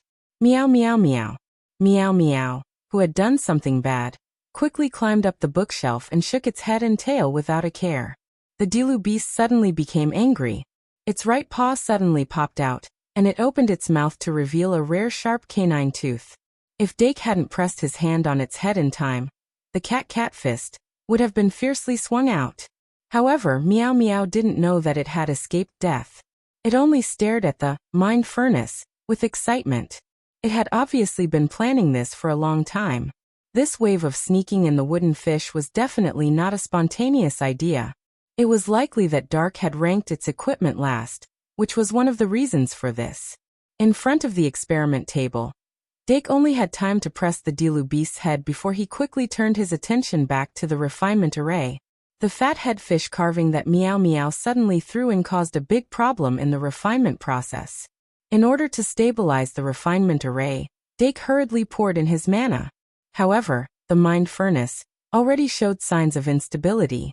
In a hurry, he didn't have time to think and directly dipped a little bit of pride into the mind furnace again. Fortunately, with the addition of pride, the mind furnace stabilized again. Only then did Dark heave a sigh of relief and concentrate on smelting the wooden fish. However, his heart was still hanging high. Triad armament refinement required a magus to personally make the clothes, and that wooden fish was Meow Meow's creation. This went against the theoretical basis of the triad armament refinement. However, if it could be refined like this, it would open up new ideas. At this moment, Dake suddenly caught a glimmer of inspiration that he couldn't think of before. Therefore, he put more effort into it. More than 10 minutes later, Dake looked at the armament card, lying quietly on the table, and couldn't help but feel excited. This armament card was actually completed. Sure enough, in the theory of magi, the magic fairy is a part of the magus. It's not an independent entity. This is the same theory as the flicker spell. In theory, the flicker spell is a spell that can only be used on oneself, but in reality, it can be used on the magic fairy refined by one's own magic. This triad armament refinement seems to be based on the same principle. Meow Meow's wooden carving is equivalent to me using magic to make a wooden carving. In other words, it's a wooden carving made by me. This is really a pleasant surprise. The more Dake thought about it, the more excited he became. With the technique expert characteristic, Meow Meow's talent in carving was much higher than his. Although he could now make a simple wooden carving to try refining it, what he really wanted in his heart wasn't something so simple. Whether it was the Holy Cloth, Gundam, Mask Knight, or something else, they all required extremely high craftsmanship. And he couldn't spend too much time on carving. When the time came, he hoped that Meow Meow could take over the heavy responsibility. No, I have to hold back my laughter. Dake quickly pulled a long face. The current situation wasn't the time to laugh. Meow Meow had just made a mistake, and the Dilu beast was still angry. As the head of the family, he had to be clear about rewards and punishments. Fortunately, this armed card didn't fail, and the Dilu beast's hat was still there. As for Meow Meow's fat head fishwood carving, it was still there. Dake looked at the armed card and thought that Meow Meow's talent in carving was indeed much better than his. On the face of the card, there was a lifelike fat head fish swimming around the top hat. It was hard to imagine that it was originally just a piece of wood. These two wooden carvings were perfectly fused together. But this armed card ultimately belonged to the Dilu beast. Meow Meow threw its beloved fish into the spiritual furnace, but it was destined not to get it. He really didn't know what it was after. Dake shook his head slightly and injected magic to further examine the armed card. Card name, White Fish Hat. Type, Item Card. Effect, Defense plus 63, able to absorb sunlight and transform it into magic. Solar Charging Hat.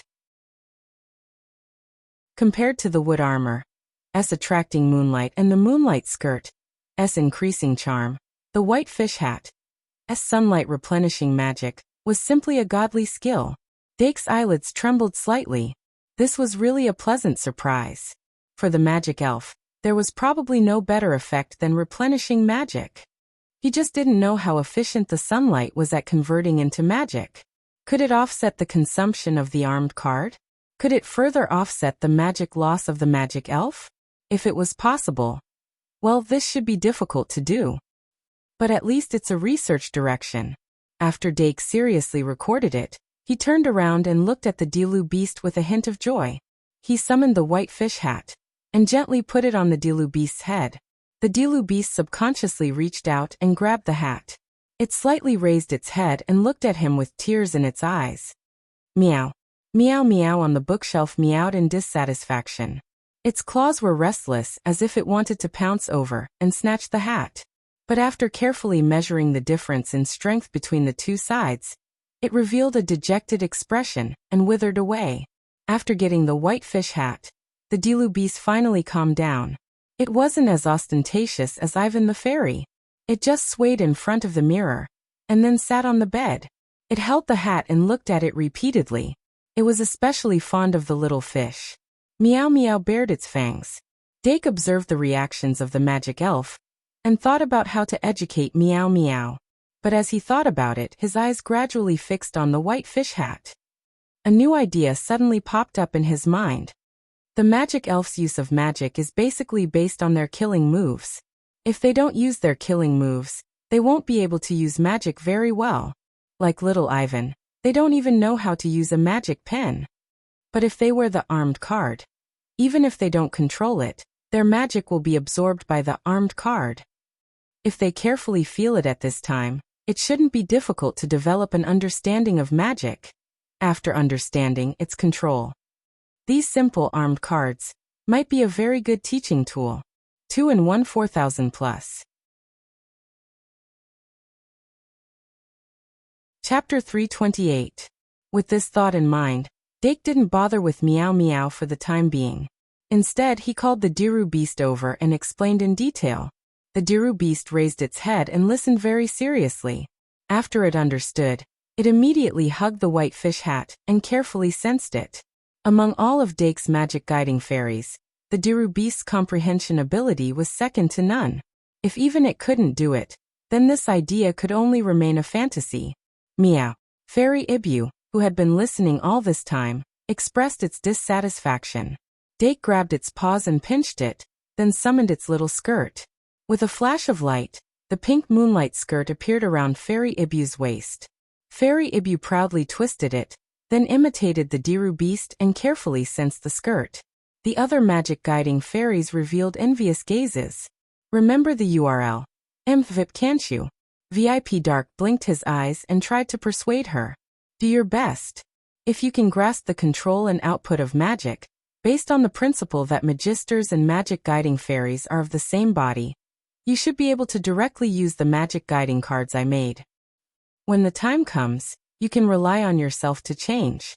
Thus, Fairy Ibu and the Diru beast became even more serious. After dealing with this, Dake began to turn to Meow Meow. He sat down in front of the table, patted his knee, and said to Meow Meow, "Come here." Although Meow Meow was extremely unwilling, the Magister's orders were coercive to the magic guiding fairies. Even if it was extremely unwilling, its body could only obey. Not long after, Meow Meow jumped down from the counter and climbed onto Dake's knee. Dake let it sit on his knee, then grabbed its two paws and said seriously, "Do you know your mistake?" Meow. Meow Meow shook its head vigorously, deliberately glancing at the surrounding magic guiding fairies who were curiously watching from the corner of its eyes. Its meaning was, "Can we change the place to talk?" Meow, you don't want face? Dake couldn't help but laugh. If you really want face, can't you use your brain before doing something? But on the other hand, he was rather helpless. Meow Meow was the embodiment of greed. Greed was its nature. It could only be restrained, but not cured. If he wanted to restrain its personality, he was afraid that he would need more moral education. In fact, Dake didn't have much time to teach it moral education. Because it didn't log into paradise, it could only come out of the dormitory at night. This difference created a barrier between it and the other magic guiding fairies. In the education of children, being different was actually a very important point to pay attention to. It was very easy for children to become isolated. Therefore, many parents would try their best to let their children have a similar environment as the children of other families. Even if the family's conditions were somewhat difficult, they had to scrimp and save for the best for their children. Dake didn't know how to comment on this behavior, but ever since he had paradise, he found that he could more or less understand this kind of thinking. For example, he had been thinking of ways to allow the magic guide fairies to not be confined to the dormitory, and to be able to go out freely. He also taught Evie and Meow Meow how to carve wood. As for the other basic education, there was no need to talk about it. Up until now, every weekend, they had been constantly buying all kinds of things that they needed. If only I could let the magic guide fairies enter the school. Suddenly, an extremely absurd idea appeared in Dake's mind. He hurriedly stopped and told himself that it was time to educate Meow Meow. Thus, he thought for a moment and told Meow Meow a story about the little monkey picks peaches.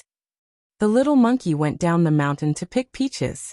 After picking peaches, it saw corn, so it threw peaches and broke corn. After breaking corn, it saw watermelon, so it threw corn to pick watermelon. After picking watermelon, it saw a rabbit, so it threw watermelon to catch the rabbit. In the end, the rabbit ran away and didn't even catch a trace of it, but the sky turned dark. The little monkey played around for a long time, and came up empty-handed. After telling the story, Dake asked expectantly. Did you hear anything from this story? Meow Meow just shook its head. Meow. Dake sighed and said. This is to tell you not to be like the little monkey. No principles, no satisfaction. And in the end, it's all for nothing. No matter when or where. You can't be blinded by your greed. Meow Meow. Meow, but I'm a cat. Dake's face turned ugly. Although he didn't understand Meow Meow's words, he could tell from its expression that it wasn't remorseful at all. Hey. The little fiend stuck its head out from the board above the table and translated. It wants to say that it can definitely catch the rabbit. As for the peaches, corn, watermelon, and so on, it won't throw them away either. Hee holding the peaches, corn, and watermelon to catch the rabbit. Hee. Meow Meow. Meow. You're spreading rumors. Seeing that Meow Meow's feet were starting to exert strength, Dake reached out and pressed down on its shoulder. It seems that reasoning doesn't work sometimes. He took a deep breath and changed his way of thinking. Meow Meow, you don't have a little red flower yet, do you? Meow. Meow Meow shook its head and couldn't help but widen its eyes. Although it didn't know what a little red flower could be used for, it certainly wanted one since other magic elves had one. Dake, however, said, Then I'll mark it down for you. -10 flowers. Meow Meow. Meow. Dake didn't look at the deformed cat face.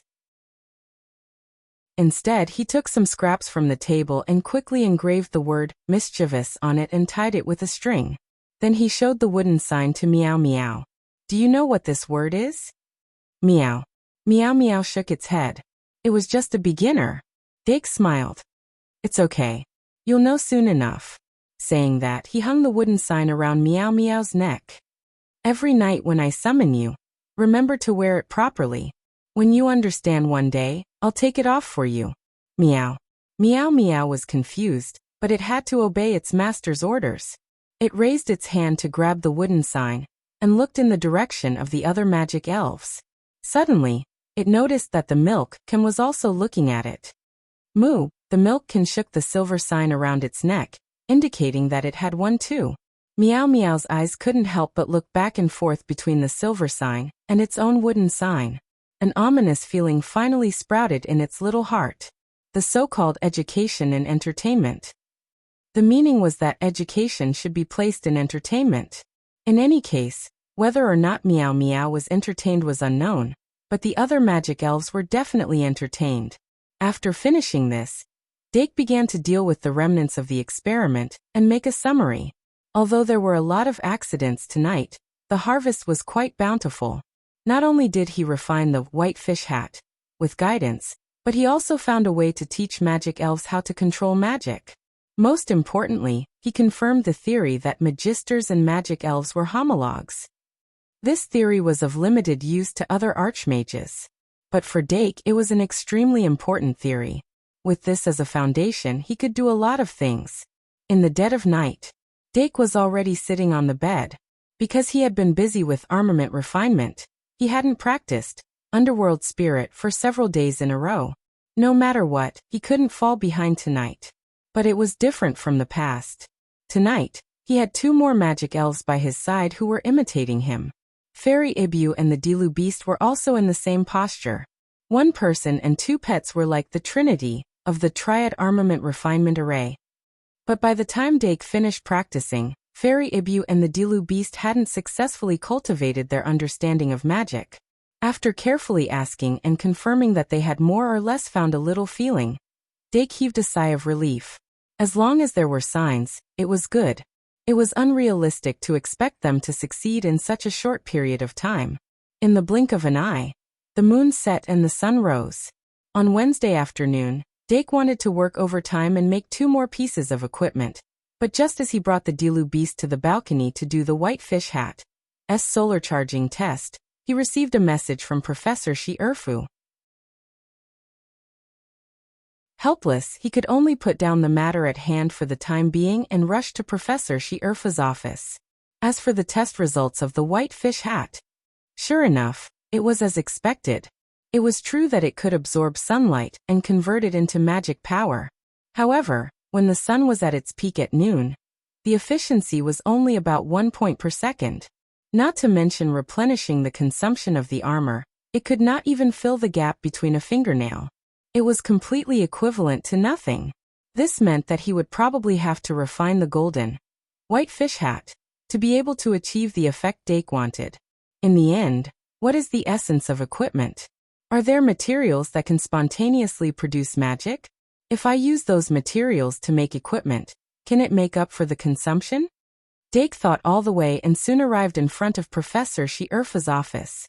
He more or less guessed the purpose of Professor She-Urfa's summons. Sure enough, after pushing open the door, he saw the calm and unruffled Professor Kazair. The two of them hadn't seen each other for a long time, and were playing magic chess again. But when they saw Dake come in, they stopped. Looking at the chessboard, they should have just started. Professor Kazair waved at him. "You're here." Dake nodded and closed the door behind him. Professor She-Urfa said, "Good afternoon, Dimeng." Dake said, "Good afternoon, Professor." Professor She-Urfa seemed quite relaxed. "Do you know why we called you here?" Dake smiled. "Is there a problem with the design of the access card?" "I told you that you would have guessed it," Professor Kazair said with a smile. "Actually, we want to hear more of your opinions. I already have a prototype here. Come and take a look." Saying that, he took out a magic card from his card bag and handed it over. Dake took the magic card and observed it carefully. The first impression that the magic card gave him was very similar to the branch card, but it clearly didn't have the overly heavy feeling of the branch card. Obviously, there was still a gap between the access card and the branch card in terms of craftsmanship. Professor Kazair said, "The main function of this access card is the same as last time. It borrows part of the design of the branch card, and can receive notifications from the school. Also, it's estimated that there will be a semi-finished product first, which will be activated by the students with magic power. This way, it can be guaranteed that it's a real name system. Also, the escape device has been installed, but the secret passage is different from the underground city. It can't guarantee that the escape device will work normally. I'll leave a hole in the barrier at the entrance of the secret passage, so that it can be connected to the access card. You can use the access card to open the seal temporarily." Dake tried to inject magic power into the card, but he didn't get any feedback. It seemed that the access card was already in the shape of Professor Kazair. After returning the access card to the professor, he asked in confusion, "Isn't this quite thoughtful?" Professor Kazair said solemnly, "Is there anything else you want to add? After all, this is going to be officially promoted in the school. We have to be cautious." Dake thought for a moment and sat down on the sofa. Then he said thoughtfully, "Speaking of which, I've always had a question. Since our branch card can receive notifications from the school, why can't it have a function to send messages to the school? This way, it'll be convenient for us to ask for help when we're in danger." "That's a good question." Professor Kazair sighed. "Unfortunately, the branch card is just a receiver. The reason why we can send messages to the students in the school is because of the barrier above our heads." Dake couldn't help but raise his head in surprise. This was very different from what he had imagined. Professor Kazair smiled. "Why else do you think your credits would be deducted just because we said a few words? The Shungmalian barrier isn't simple." Dake couldn't help but laugh dryly when he remembered that he could also add or subtract credits at will when he was a substitute teacher. It was easy for people to overlook the big environment they were in. He had clearly seen how powerful the barrier was, but he had never paid attention to it. The Shungmalian barrier was like a large net. Not only did it protect the castle from outside invasion, but it also provided convenience for the students' daily lives. Wait, a large net? Dake suddenly had an idea. He thought of a word, the internet. He couldn't help but ask, "But why can the words of a professor be transmitted to the student's branch card? Is it purely because you're a professor?" This. Professor Kazair couldn't help but ponder. "I really didn't think about it. Maybe it's because we have verified our identities?" Dake shook his head and said, "I'm not too sure how a professor verifies their identity. But in fact, when I was a substitute teacher in the arithmetic class, I exercised my rights as a professor. Since the barrier can do this, there's no reason why it can't let the branch card receive messages from the students." Could it be that there are too many students and they're worried that they can't handle it? Professor Kazir hesitated. We'll have to ask the principal about this. Dake's mind couldn't help but turn. If it was because there were too many students, wouldn't a limited number of people be a very good identity verification? Only those who had the access card could transmit messages between the access cards. If there was such a privilege, the access card would definitely attract more people to fight for it. Also, since it was the access card for the secret passage, it had to have a function. Dake said, let's not talk about the transmission problem first.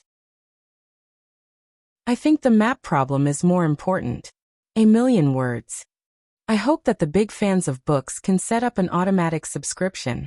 You can't be fooled, you can't lose out. Thank you for subscribing every day.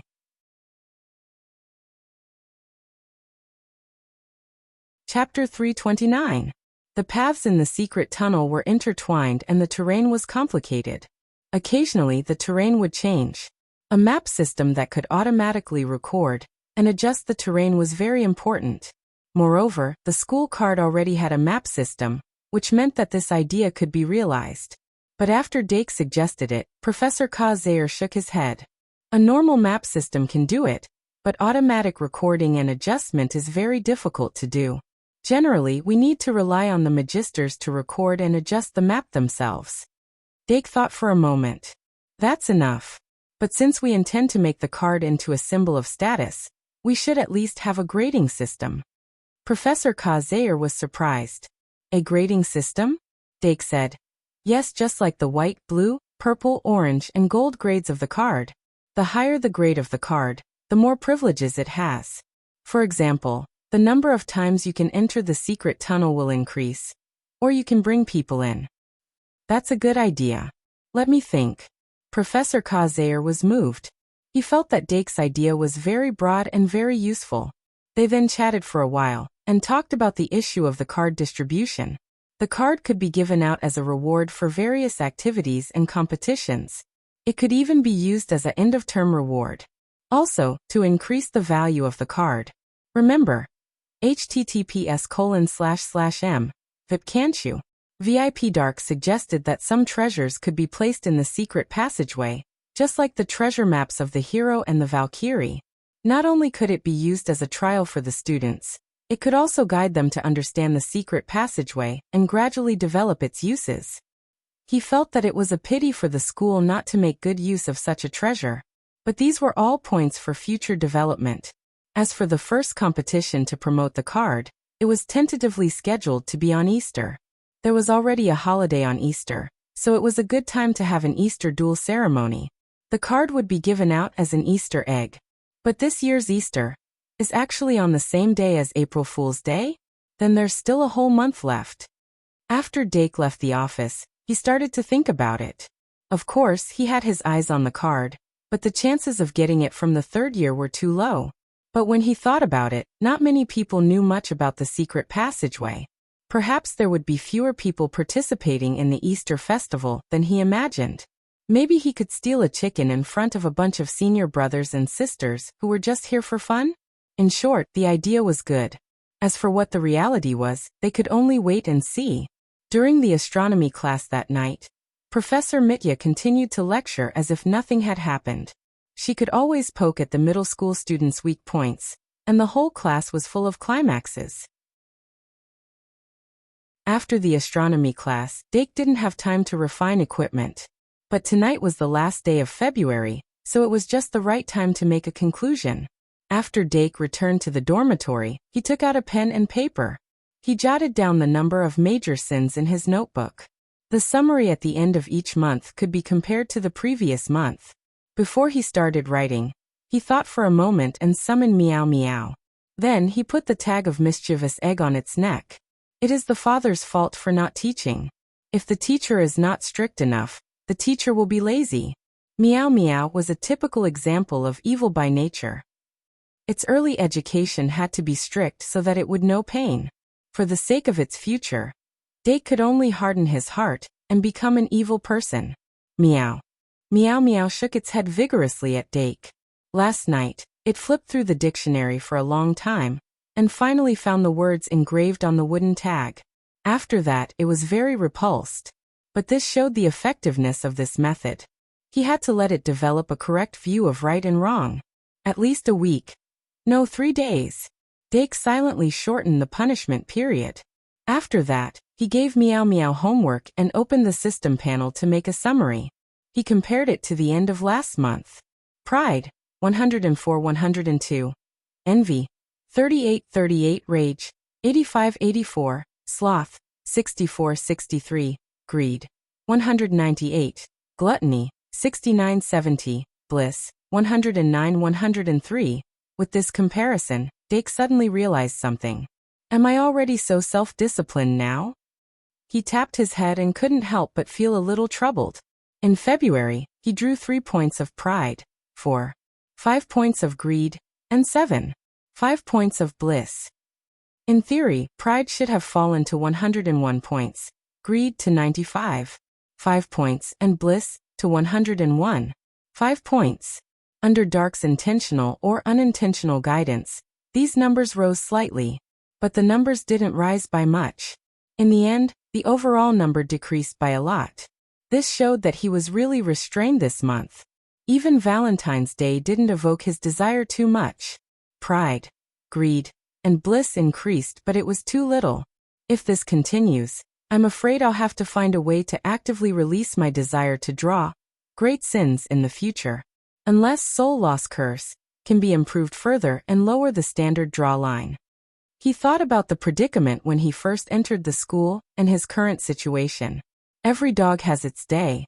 Dake shook his head and threw this thought to the back of his mind for the time being. He planned carefully.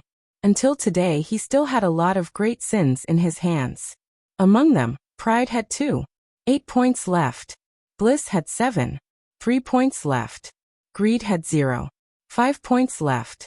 Of course, this was just an approximate number. The actual value wouldn't be so precise. As for the remaining core materials that could be used, they were 1. Dragon's Reverse Scale 2. Blessing of the Wind Spirit 3. 7 Star Coins 4. Soul Powder Vlad. The skills that he hadn't mastered were Zoo, Killer Skill, Transformation, and Love Magic Circle. In addition, Triad Armament Refining also needed to be further studied. Just by doing a little calculation, Dake knew that his upcoming study life would still be very fulfilling. In March, I should think about how to improve the card deck's strength. It seems like I did a lot in February, but in fact only Meow Meow can improve. And although the Easter Duel Festival is somewhat entertaining, it's still an official competition after all. It requires 40 magic cards. And I don't have 40 high-quality magic cards that can be used. Now that I think about it, among pride, bliss, and greed, only greed doesn't have a level 3 card. It's time to make a greed 3. But making greed 3 requires 10 points of greed. Based on the calculation of 5 points per drop, that's at least 7 drops. So I'm only left with 3 drops. 3 drops means 5 points of great sins. If I use these 5 points of great sins on pride, with the remaining 8 points, I'll be able to cultivate a fruit of pride. The 3 points of bliss stored can also cultivate a fruit of bliss. This way, I can cultivate 2 new magic fairies. But among the core materials that I have, Blessing of the Wind Spirit and 7 star coins can't be used at the moment. So only Dragon's Reverse Scale and Soul Powder are left. Fruit of Pride, Fruit of Bliss, Dragon's Reverse Scale, Soul Powder, Catgrass, Foxgrass, Cowgrass. Difficult. Dake couldn't help but frown. He really didn't know what to do. Dragon's Reverse Scale was obviously a top-grade material for refining a dragon pet. He might even be able to refine a 5-star or 6-star magic fairy. However, Catgrass Flower and Wood Shop didn't have any suitable catgrass for a dragon pet. Wait, isn't there a goldfish grass? Can it be used with Dragon's Reverse Scale to refine a Carp King that can evolve into a violent carp dragon? But Carp King is a carp, right? Can goldfish grass work? And violent carp dragon should need wrath. Then what about Ugliness Fish that can evolve into Minus? It should be a magic fairy that has a high compatibility with bliss. But what kind of fish is ugliness fish? Could it be a carp too? So, goldfish doesn't have fish rights? If it's a horned goldfish, it'll be a huge loss. So I should think about it at length. I still want to use this dragon's reverse scale to refine an orthodox dragon magic fairy. For example, something like blue-eyed white dragon or little fire dragon would work too. But that would definitely require dragon grass or lizard grass, a type of cat grass. Most importantly, this dragon's reverse scale was the first gift that Senior Panduola had given him. He didn't want to use it so easily. However, if he didn't use the dragon's reverse scale, then only soul powder was left to use. However, this soul powder wasn't very useful either. For example, this type of soul powder usually has two attributes. One is related to its main body, vampire, and the other is soul. If it's a vampire attribute, it should be bliss and batgrass that are compatible with it. If it's a soul, I can think of ghost sea that can evolve into gung-gui. But what does ghost sea need? Greed and gas grass? Or Doran Messiah that has both dragon and ghost attributes? Or I can take a big gamble and use the basic refining method to process that bottle of soul powder? I might be able to refine another little devil beast. Thinking of this, Dake couldn't help but glance at the little devil beast hanging upside down on the bird rack. Then he noticed that the little devil beast was looking down at Meow Meow, who was lying on the small table doing homework with a mocking gaze. He didn't care too much and turned back to continue thinking. As a result, the more he thought about it, the more restless he became. Of course, this was actually a burst of gambler's mentality. However, Dake already had the experience of refining, kettle pot, trash slime, wrestling hawkman, and ball sea lion. Although the three magic guide spirits other than kettle pot didn't have the strength of the other magic guide spirits, in fact, they were already quite good. Moreover, in his heart, he was actually not at ease with Vlad's soul powder. There was a kind of why don't I just waste it thought. Using that bottle of soul powder and adding a little bliss, without limiting the range, relying entirely on randomness, I wonder what I can refine. I'm a little looking forward to it. After finally knocking out the usage of a material, Dake temporarily put down the pen and paper and used the last bit of time tonight to go behind Meow Meow. Meow Meow never played tricks only when it was learning to read and carve. It worked hard on reading because it was smart enough. It worked hard on carving because it liked it. In short, there was something pleasing about its personality. Dake remembered that he hadn't taught it much personally, so he taught it a lesson tonight. At about 10:30, he finished the lesson and turned around to wash up in the bathroom. After washing up, he got into bed, picked up the cat grass in the small basket at the bedside, and held it in his arms. But halfway through, he found that Meow Meow, who had finished his homework, stuck to him with an eager face. Dake looked at it with a puzzled expression. Although Meow Meow could walk on 2 feet, its habits were more like that of a cat, and it usually walked on all fours. But at this moment, Meow Meow was walking on 2 feet, and its front paws were hidden behind its back. Meow. Meow Meow obediently stopped at the bedside and looked up at him. Dake sighed, put the cat grass aside, and carried Meow Meow to the bed. He touched Meow Meow's gold coin and said, "Tell me, what do you want?" Meow Meow first pulled the mischievous wooden sign around its neck, then put its left hand, which had been hidden behind its back all this time, in front of Dake and spread its paws. He saw a round bead hidden in that soft and tender meat pad. What's this? At first, Dake didn't understand, but after a moment, he suddenly understood. He was pleasantly surprised. Treasure-gathering art. Meow. Meow Meow nodded vigorously. Then it raised the wooden sign around its neck again. It's bargaining. Dake couldn't help but laugh. He had originally decided to punish it for 3 days, and today was the second night, so there was only 1 night left. But Meow Meow didn't know. It seemed that Meow Meow really wanted to throw the sign away. Dake rubbed its head and asked, "Do you know where you went wrong now?" For the incarnation of greed to hand over its treasure, Meow Meow had to have gone through an internal struggle. If it could feel ashamed, it would be the beginning of admitting its mistake. As expected, Meow Meow nodded again, then pressed the bead into Dake's palm. Was this a show of sincerity? Dake thought for a moment, then picked up the bead and looked at it carefully. The additional effect of the treasure-gathering art, wealth-gathering art, was like a miracle. The bead that Meow Meow had summoned was a deep purple, like a jade bead, round and flawless, with divine light flowing inside. Just by holding it in his palm, it felt strangely sticky. Dake turned his palm upside down, and the bead was sucked into his palm and didn't fall. This bead. 2 in 1/4/100 plus. In the next 3 days, you'll see a cover somewhere.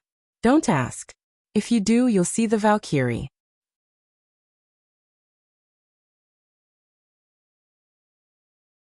Chapter 330. If you know you're wrong, you have to change, okay? Dake solemnly took off the wooden sign hanging around Meow Meow's neck and put it aside. Then the cat grass picked up the wooden sign and put it back into the basket. Meow Meow glanced at it and suddenly reached its paw into the basket. It took the wooden sign engraved with mischievous egg and hid it behind its back. Dake witnessed the whole process and couldn't help but be stunned. After Meow Meow put the wooden sign into its small cabinet like it was a treasure, Dake put it back into the magic card. Then he lay on the bed and used 2 fingers to hold the dark purple bead. He looked at the ceiling and carefully observed it. After thinking for a moment, he suddenly used some force, and the flowing light in the bead became slightly brighter for a moment. This trace of brightness allowed him to gradually understand the magical use of the bead. First website. https://m. Vipcanshu. VIP. However, he didn't have any impression of similar objects. Last time, the 7-star coin was somewhat traceable, but this time, the bead was completely untraceable. Under normal circumstances, unless he was lucky enough to find the corresponding information in the library, it would be easier to get the answer by asking the professors. However, it wasn't good to rely on the professors, so Dake planned to go to the library tomorrow to do some research. The first day of March started with arithmetic class. Dake received a private notice from Professor Lily at 6:30 in the morning. Dake strongly condemned the use of the branch card for personal gain. However, he still went to Professor Lily's office at 6:50 in the morning. Good morning, Professor Lily. Dake opened the door and saw a floor full of teaching materials. Professor Lily put his hands on his hips and looked at him proudly. How is it? My teaching materials are pretty good, right? I listened to you and changed the name to Mathematics I. The knowledge of numbers, mathematics, not poking a needle. Dake picked up Mathematics I and flipped through it. He found that the content was better than he expected. Not only was there no problem with the typography, but most of the chapters were even accompanied by very cute illustrations. At first glance, it was obvious that this was not Professor Lily's handiwork. Dake asked casually, Professor, have you asked for help? Professor Lily's expression suddenly froze, and his gaze became erratic. Dake added, he did a pretty good job. He must be a meticulous professor, right? Professor Lily smiled awkwardly and said, it's Professor Bacon, who's in charge of second-year arithmetic. She heard from the students about what we're teaching, so she came to ask for cooperation. She hopes that we can allow her to use our teaching materials. Professor Bacon? Dake scratched his head, but he couldn't remember a professor who gave off the impression of bacon.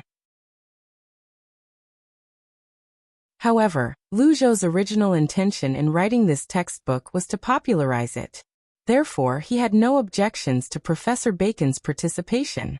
However, Professor Lily's obvious method of transferring work to laziness made him feel quite helpless. However, a forced melon was not sweet. Professor Bacon, who took the initiative to insert herself into the teaching materials, was the most meticulous. Therefore, all in all, it was a win-win situation. Professor Lily saw that Lu Zhou was a little confused, so he said, Professor Bacon is surprisingly a good person. Do you want me to introduce you to her? Like organizing a mathematics tea party? Dake smiled and said, that's not necessary. When the time comes, just say thank you to her for me. Ha! Professor Lily was puzzled. She's the one benefiting. Why are we thanking her? Dake smiled and didn't say anything. It was almost time for class. Dake summoned Meow Meow, and asked it to help carry the teaching materials from the two departments to the classroom. Professor Lily also summoned a sturdy and pretty enchantress to help. The two people and their pets carried the teaching materials all the way to the classroom. When they arrived at the classroom, it was already full of people. Professor Lily used her authority as a professor and asked a few boys to help her. She then distributed mathematics to them. The students enjoyed the joy of finally having teaching materials. Some of them were even moved to tears. Then, Professor Lily began to talk about simple geometry. This class was mainly about the Pythagorean theorem, which was the Pythagorean theorem. People who were new to the Pythagorean theorem would usually think that it was magical. In fact, it was indeed magical. The students learned with relish. They felt like they were learning magic. However, they didn't realize that magic was extremely difficult to learn. In this regard, mathematics was the same. After the mathematics class, there was a break. Dake clearly felt that the atmosphere had changed. It seemed like the March issue made the little mages suddenly realize that White Mantis Day was coming. Regardless of whether it was a boy or a girl, they couldn't help but feel nervous. As for why they were nervous, who could say for sure? Maybe it was because they were expecting a response. Maybe it was because they didn't want their friends to leave the group, because they found their other half. Maybe it was because they didn't want their crush to get a response, or to give a response to someone else. In short, there were more reasons than most people thought. Dake was in the middle of it and couldn't help but feel annoyed. The 2-day setting of Valentine's Day and White Mantis Day was good, but it was very unfriendly to the people who were given chocolates on Valentine's Day. If the two parties were more than friends but not lovers, then the trouble would be even greater. Depending on your response, it could cause the original friendship to collapse. Dake was in this dilemma. However, if he thought about it carefully, the atmosphere when Panduola, Luosi, and Professor Lily gave chocolates on Valentine's Day was actually quite casual. It wasn't a romantic atmosphere. The Valentine's Day they spent in the snow had a kind of ordinary and natural feeling. It was as if they skipped the romance and quickly entered the state of living together. In reality, this might not be the case. However, it did feel that way at the time. Therefore, Dake was prepared to be casual. Just treat it as a way to improve our relationship. He originally didn't want to respond. However, it was impolite not to reciprocate. In the end, he was prepared to put on a show. After the second class in the morning, Introduction to Magic, ended, Dake went straight to the library. He tried to rely on himself to find information about the orb. The search keywords were orb, shock absorption, and purple. However, in such a large library, it was too difficult to rely on such a small amount of information to find the target's information. In the end, he slapped his head and decided to ask Senior Panduola. However, the person on duty at noon was Ms. Bella. Ms. Bella was a slightly chubby middle-aged woman. She looked very amiable and made people unconsciously feel close to her. Dake and Ms. Bella's communication was limited, so after asking Panduola that she wasn't on duty at noon, he prepared to leave. However, Ms. Bella waved at him and took out a stool from under the cabinet, indicating for him to sit down. Although Dake was surprised, he sat down obediently. Ms. Bella said kindly, "Dimming, you're 12 years old this year, right?" Dake nodded. "Yes, ma'am. My birthday is in June." Ms. Bella suddenly said, "Then there's a difference of 3 years." Dake.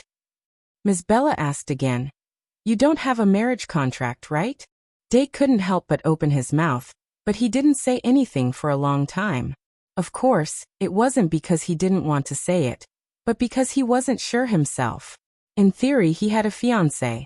After all, she was the most popular female character in the original game. However, in his memory, he didn't have a marriage contract. Therefore, when he thought about this problem, he wondered if the marriage contract was set after this. When he first entered the school, he had pinned his hopes of happiness on his unknown fiancée. However, the current him didn't care much about his unknown fiancée. If he could naturally develop a relationship with one of the girls in the school who liked him, he would probably be satisfied. Dake Demung. Although greed had been increasing, he wasn't a greedy person. At this moment, he gave an honest answer. Dake shook his head and said, Miss Bella, you should know that nobles sometimes marry for various reasons. Although I don't know. I can't be sure that I don't have a fiancé. Is that so? Miss Bella sighed in disappointment. However, she didn't let Dake go. Instead, she continued to ask, what do you think of the current marriage system? Marriage system? Dake couldn't help but feel confused. Miss Bella then added, in other words, polygamy. Dake finally understood. In this world, because too many men died on the battlefield in the early stages of the war, the ratio of men to women was severely imbalanced. Therefore, polygamy was created. However, later on, women also entered the battlefield. Because of the previous trend of having more men than women, the ratio of men to women gradually returned to a more normal level. Polygamy was also gradually outlawed at this time. However, that wasn't completely the case. Whether it was the commoners or the nobles, it was harder for them to marry more women. They needed to go to the church to repent, and then pay a large amount of repentance before they could have the right to marry more than one woman. However, the nobles above the rank of count didn't have this concern. To be more precise, only the counts and the nobles above the rank of count could have the privilege of polygamy. However, this so-called polygamy was actually a system of one man with many concubines. Only the one and only wife could be called the noble lady, in formal occasions, and have the right to inherit the title. There was also the equal wife, which was a compromise between the noble lady and the concubine. Her status was higher than the concubine, but lower than the noble lady. However, the equal wife wasn't actually recognized by the law. Of course, this privilege of the nobles was currently being resisted. As the status of women gradually rose, there would be more and more social phenomena like this. Ms. Bella, obviously, raised this question under such circumstances. However, Dake actually had a nonchalant attitude towards this. He more or less had the mentality of going with the flow. Of course, it was also because he didn't have the spare energy to think about those issues that had nothing to do with him. Therefore, he replied at this time, "Time will tell us the answer." Ms. Bella was disappointed again. She definitely hoped that Dake was a staunch supporter of monogamy. In other words, she hoped that Dake was a person who was faithful. At this time, Dake had already guessed Ms. Bella's thoughts. He could have catered to her and made her feel satisfied, but he didn't do so. It was meaningless. Dake Dimming didn't need to sugarcoat himself to this extent. The conversation between Dake and Ms. Bella ended here. He slightly took this conversation to heart, but that was it. In the following magic history class, Professor Ryan Hicks finally talked about his historical battles again. Dake listened very carefully and forgot about the conversation with Ms. Bella.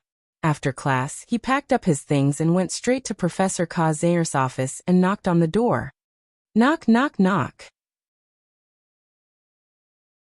Come in. Dake opened the door and went in, then closed the door behind him. Professor Kazayer was making changes to the door card, and he looked very busy. In order not to disturb the professor, he went straight to the point. He took out the purple bead and asked, "Professor, do you know what this is?" Professor Kazayer took the bead and carefully observed it. The more he looked, the more surprised he became. He couldn't help but ask, "Where did you find this shield turtle jade?" Dake. Shield turtle jade? Professor Kazayer nodded. Shield turtle jade, a product of a high-grade magic beast called the shield turtle. It's located at the top of the turtle's shell, and it can absorb physical impact and convert it into magic power for the shield turtle. It's an excellent material for making shields. A material for making shields, huh? That's pretty much what I guessed. Dake thought for a moment, and came up with a plan in his mind. He then said goodbye to Professor Kazayer and quickly returned to the dormitory. Then he made a decision. He summoned Meow Meow and told it the function of the shield turtle jade. He also told it to make a wooden shield with the shield turtle jade as the center. Meow Meow took back its bead and looked at Dake in disbelief. Its attitude toward Dake after he got the bead last night was still vivid in its mind. In fact, it attributed part of the reason why it was forgiven to Dake was because of the gift. But after it got the bead again, this thought was overturned. It couldn't help but fall into deep thought. Dake carefully observed Meow Meow's reaction, and knew that he had made the right move. He couldn't help but smile. and then he began to prepare the basic refining method for the magic fairy. Tonight, he was going to use up all of Vlad's soul powder. 2-in-1 4000 plus stuck.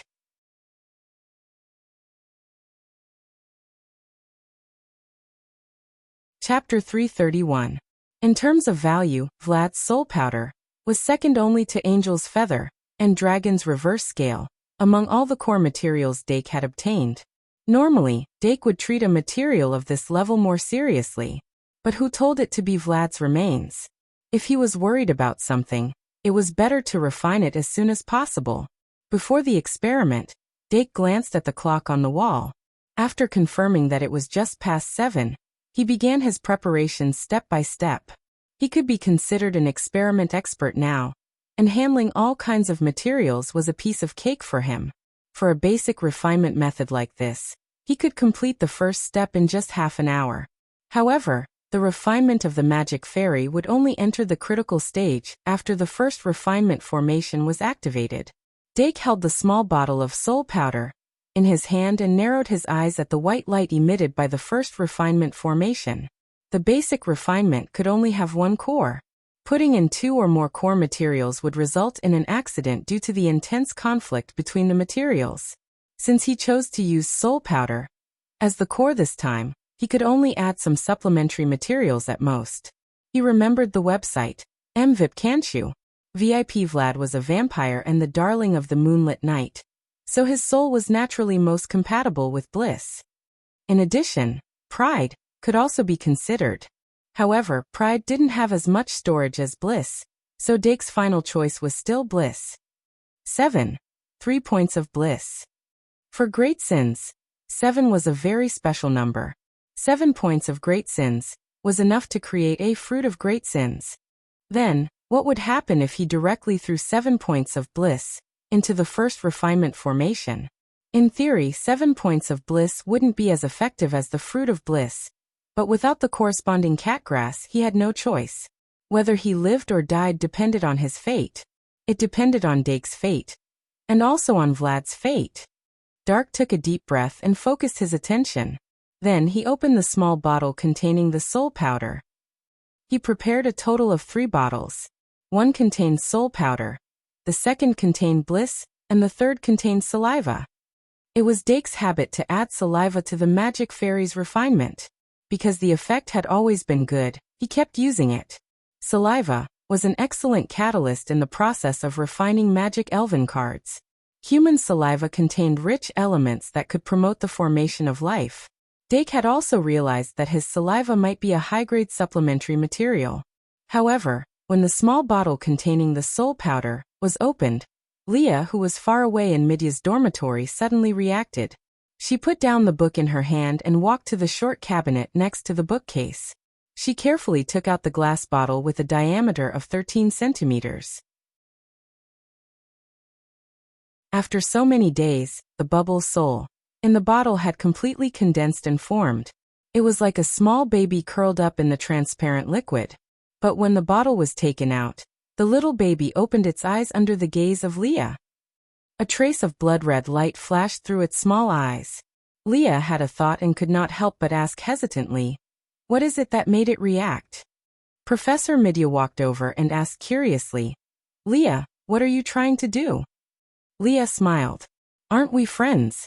Midya couldn't help but sigh. It was the same question again. She really wanted to say that they weren't friends, but she couldn't say it out loud. In her heart, Leah was more important than a friend. She was a benefactor. Dake didn't know what kind of reaction Vlad's soul powder would cause. He just followed his own steps as usual. Soul powder was a type of powder that glowed. If there was no barrier to seal the bottle, it would quickly dissipate in the wind. Therefore, the use of soul powder had to be very careful. He had to put it into the light of the refining array before opening the bottle. After Dake did this, the soul powder in the bottle slowly slid down along the angle of the bottle and was sucked into the refining array. He maintained absolute patience and only used his finger to gently move the bottle, making the entire refining process extremely slow. He carefully observed the changes in the light of the refining array. After half of the soul powder was swallowed, The light gradually grew stronger. Dake used his other hand to pick up the processed saliva and poured half of it into the bottle to suppress the light. Then he continued to pour in the soul powder. When there was not a bit of soul powder left in the bottle, he reached for the thinking bottle that contained bliss and used the magical brain dropper to absorb the bliss inside. Speaking of the magical brain dropper, it was supposed to be an old dropper with only 1 year left to live. But Dake gradually realized that it seemed to be living more and more comfortably. Was it the final radiance of the setting sun? In short, the intelligence level of the magical brain dropper was only 0.1, which was basically the level of a paramecium. If it died, he would just change it. He could not be sentimental because of the death of a tool. At most, he would make it into a specimen to commemorate it. Dake skillfully extracted a drop of bliss, which was about 1 point, and then dripped it into the number 1 refining array that was emitting light. However, with this drop, the light of the refining array suddenly flickered frequently. Dake was not in a hurry. He continued to drip the second drop of bliss. Then the third drop, the fourth drop, but when he reached the 6th drop, he stopped. The light of the refining array did not stop flickering as he expected. Instead, it became more and more frequent, as if it would explode instantly if another drop was added. Dake put the tip of the magical brain dropper into the thinking bottle and absorbed the 7th drop of bliss. There was only a thin layer of liquid left in the thinking bottle. He thought about it, and in the end he was extremely cautious. He dripped the 7th drop of bliss into the refining array. When the pink liquid slid from the tip of the magical brain dropper and gradually fell into the light, a strong light suddenly erupted like a sudden flash of lightning. Dake subconsciously reached out to block it. He only felt a blazing heat on his face, and then the light quickly faded. The number 1 refining array quickly shrank onto the card surface, and the internal circuit was operating at high speed. Dake carefully sensed and confirmed that the aura was still stable. Only then did he breathe a sigh of relief. Although experimental accidents were inevitable in long-term experiments, of course, they should be avoided if possible. He just did not know if the final refining would be successful. Behind him, the magic elves also came over slightly. Only Meow Meow was still focused on carving its small shield. It was not distracted at all. As some pitch-black impurities were expelled, the silk threads that were produced from the magic card gradually wrapped the entire card into a glowing cocoon. Generally, at this point, it meant that the entire experiment had a high probability of success. Although it was not uncommon for a pool of black water to flow out when the cocoon was cut open, it was still a low probability event. At this point, Dake could not help but feel a little expectant. A magic elven that consumed a bottle of soul powder and a whole 7 points of bliss to refine. What could it be? The basic refining method had an extremely low lower limit and a relatively high upper limit. Although the probability of reaching the upper limit was minuscule, there was always a little bit of hope. It was this little bit of hope that made the poor mages throw their limited resources into the bottomless pit again and again. If Dake had not found his own set of refining magic elves, he was not sure if he could withstand this temptation. While thinking, Dake reached out and pressed his hand on the cocoon, naturally injecting a trace of magic to sense it. It was not until a few minutes later that he retracted his hand. He took out a mercury knife from the shelf at the side and carefully cut open the cocoon. When the first ray of light shot out from the gap, a bone-chilling eeriness quietly spread out. Dake's hand that was about to cut open the cocoon paused for a moment. However, he still continued to cut it open. When the cocoon was cut in half, it suddenly melted into a pool of black water. Dake quickly grabbed a towel from the side and blocked the black water, preventing it from flowing down the table. Then, he looked at the magic card that was lying quietly on the table, its surface covered by the black water. From the edges of the contaminated card, strands of golden light were stubbornly emitting. That was the symbol of a gold card. Dake only took a glance and did not pay attention to the strands of golden light. The gold card that was extremely rare and precious in the eyes of others had become rare and ordinary in his hands. He was more or less used to it. Of course, he still had to be excited, but he did not show it on his face. After using a pair of tweezers to pick up the magic card and rinse it clean, Dake then carefully observed it. His gaze first fell on the stars on the top of the card. There were 3 stars. It was a level that was beyond his expectations and seemed too low. The soul of a vampire whose basic strength was above level 7 plus 7 points of bliss. And the final result was only a 3-star card? No one would believe it if he said it. However, the truth was right in front of him. Perhaps this is the charm of the basic cultivation method. Dake sighed slightly and continued to look. What appeared on the card was a cute sprite that did not match the cold and gloomy aura. Dake originally thought that the sprite emitting that kind of aura would be some kind of evil spirit, but he did not expect it to be such a dream demon. The term dream demon basically came from the word nightmare. Although it was a ghost-type Pokemon, it didn't look threatening at all. It was about 0.7 meters tall, had a soft body, and its dark green body gave people a warm feeling. Its eyes reflected red, and there was a conspicuous string of red beads around its neck. It was said that the beads were able to absorb fear. The dream demon would always approach from behind in the middle of the night and let out a sobbing cry, using the string of red beads to absorb fear and use it as its own nourishment. Card name, Dream Demon. Type, Sprite card. Level, *****. Race, Undying. Attribute, Ghost type.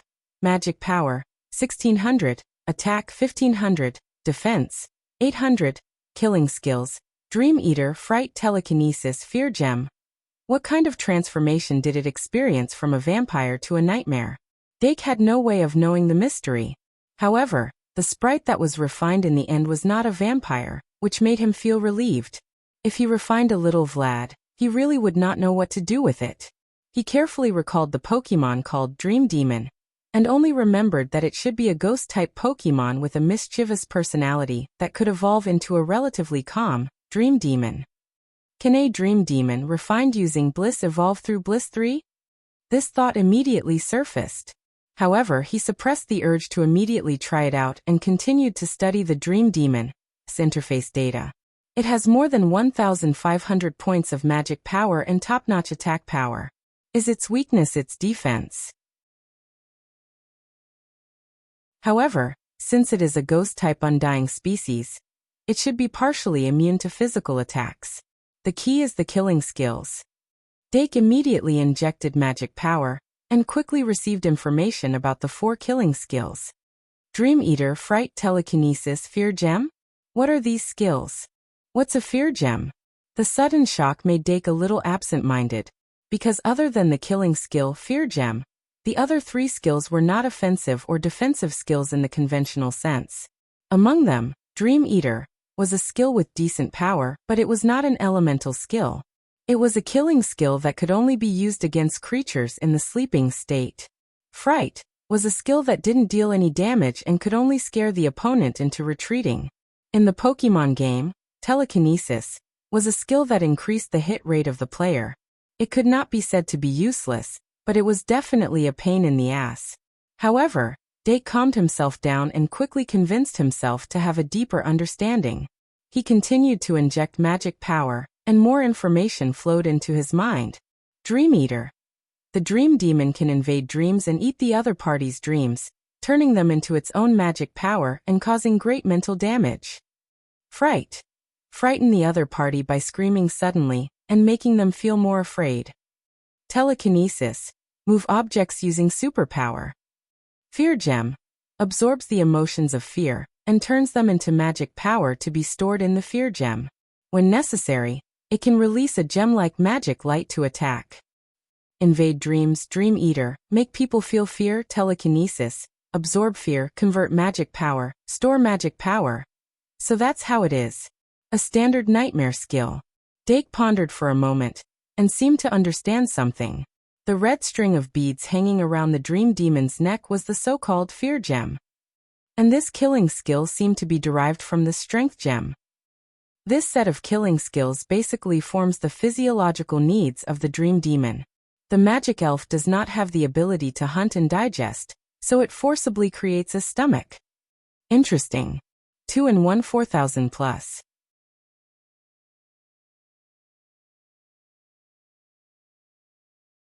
Chapter 332.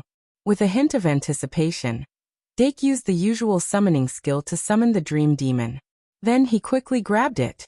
Although the dream demon wasn't a gaseous Pokemon like Onishi, its body was still light and felt like a ball of cotton in his hand. It felt great to the touch.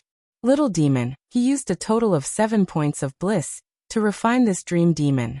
As expected, after it was summoned, it opened its eyes wide and pounced on him. After Dake caught it, he raised it up high and carefully observed the fear gem on its neck. If he could effectively use this pearl that could store magic, the dream demon's strength would undoubtedly increase by a terrifying amount. Just from the description of the ultimate skill, he could tell that the magic light released by the fear gem would definitely be stronger the more magic it had. He just didn't know how much magic the fear gem could store. Could it be converted into the dream demon's own magic? What was the limit of its magic storage? 1 second to remember. https://m. VIP can't you? VIP if there was a limit of 10 to 20,000 magic, and it could be converted into the dream demon's own magic. Even if the conversion rate was only 3 points per second, he could rely on Dream Eater and Fright to allow the dream demon to survive outside. In short, this was a magical fairy that could be raised. In addition, the dream demon that had the ultimate skill telekinesis could also use its superpower to replace its limbs, making it very convenient in daily life. As for Dream Eater, other than a night attack, it could be used together with the little demon's Devil's Hypnosis. However, Dake was more concerned about whether it could use Dream Eater to invade and control the other party's dream like a real nightmare demon. If it could really control the dream demon's use wouldn't be as simple as it seemed on the surface. Little demon Heartsuit, the dream demon forcefully twisted its petite body and desperately wanted to pounce on Dake's face. Dake used Pride Eye on it to calm it down and at the same time activate its intelligence. Then, he held the dream demon in his arms and stretched out his fingers to tease it. Come try to catch it. Dake pointed at the little demon on the bird rack. The dream demon obediently opened her eyes, and a red light burst out from her eyes. The little demon beast that was hanging upside down on the bird stand suddenly stiffened. Red ripples appeared on the surface of its body, and then it was involuntarily pulled down from the air. Sure enough, the mana consumption is negligible, and it won't enter cooldown when used daily. How enviable! With a sure kill skill like telekinesis, I won't have to come out of my bed when I want to grab something. Dake scratched the dream demon's chin, and it giggled, relaxing its mental strength. The little demonic beast finally broke free from the restraints of the superpower, and bared its fangs at the dream demon. However, the dream demon quietly stuck out her pink tongue and made a lull at him. His mischievous personality was beginning to show. After experimenting with telekinesis, Dake began to think about the possibility of evolving the dream demon. As for the other 3 sure kill skills, there was no immediate condition to test them. He could only continue to research them later. Dake thought about it, and first introduced the dream demon to the magic guide fairies. Other than the little demon beast that had just suffered, no one gave it a bad look. But if one were to say that he was very welcome, that might not necessarily be the case. After walking around, Dake put the dream demon down and seriously pulled out Bliss 3. Now it was time to witness a miracle. Dream Demon was a Pokemon with the potential to evolve. It relied on the Stone of Darkness to evolve from Dream Demon to Dream Demon. Although the difference between Dream Demon and Dream Demon was only 60 points, evolution was still evolution. Dream Demon was like an adult Dream Demon, with a more stable personality and stronger moves. Different from Dream Demon, that only used its cries as a tool to scare. Dream Demon could make cries like a spell.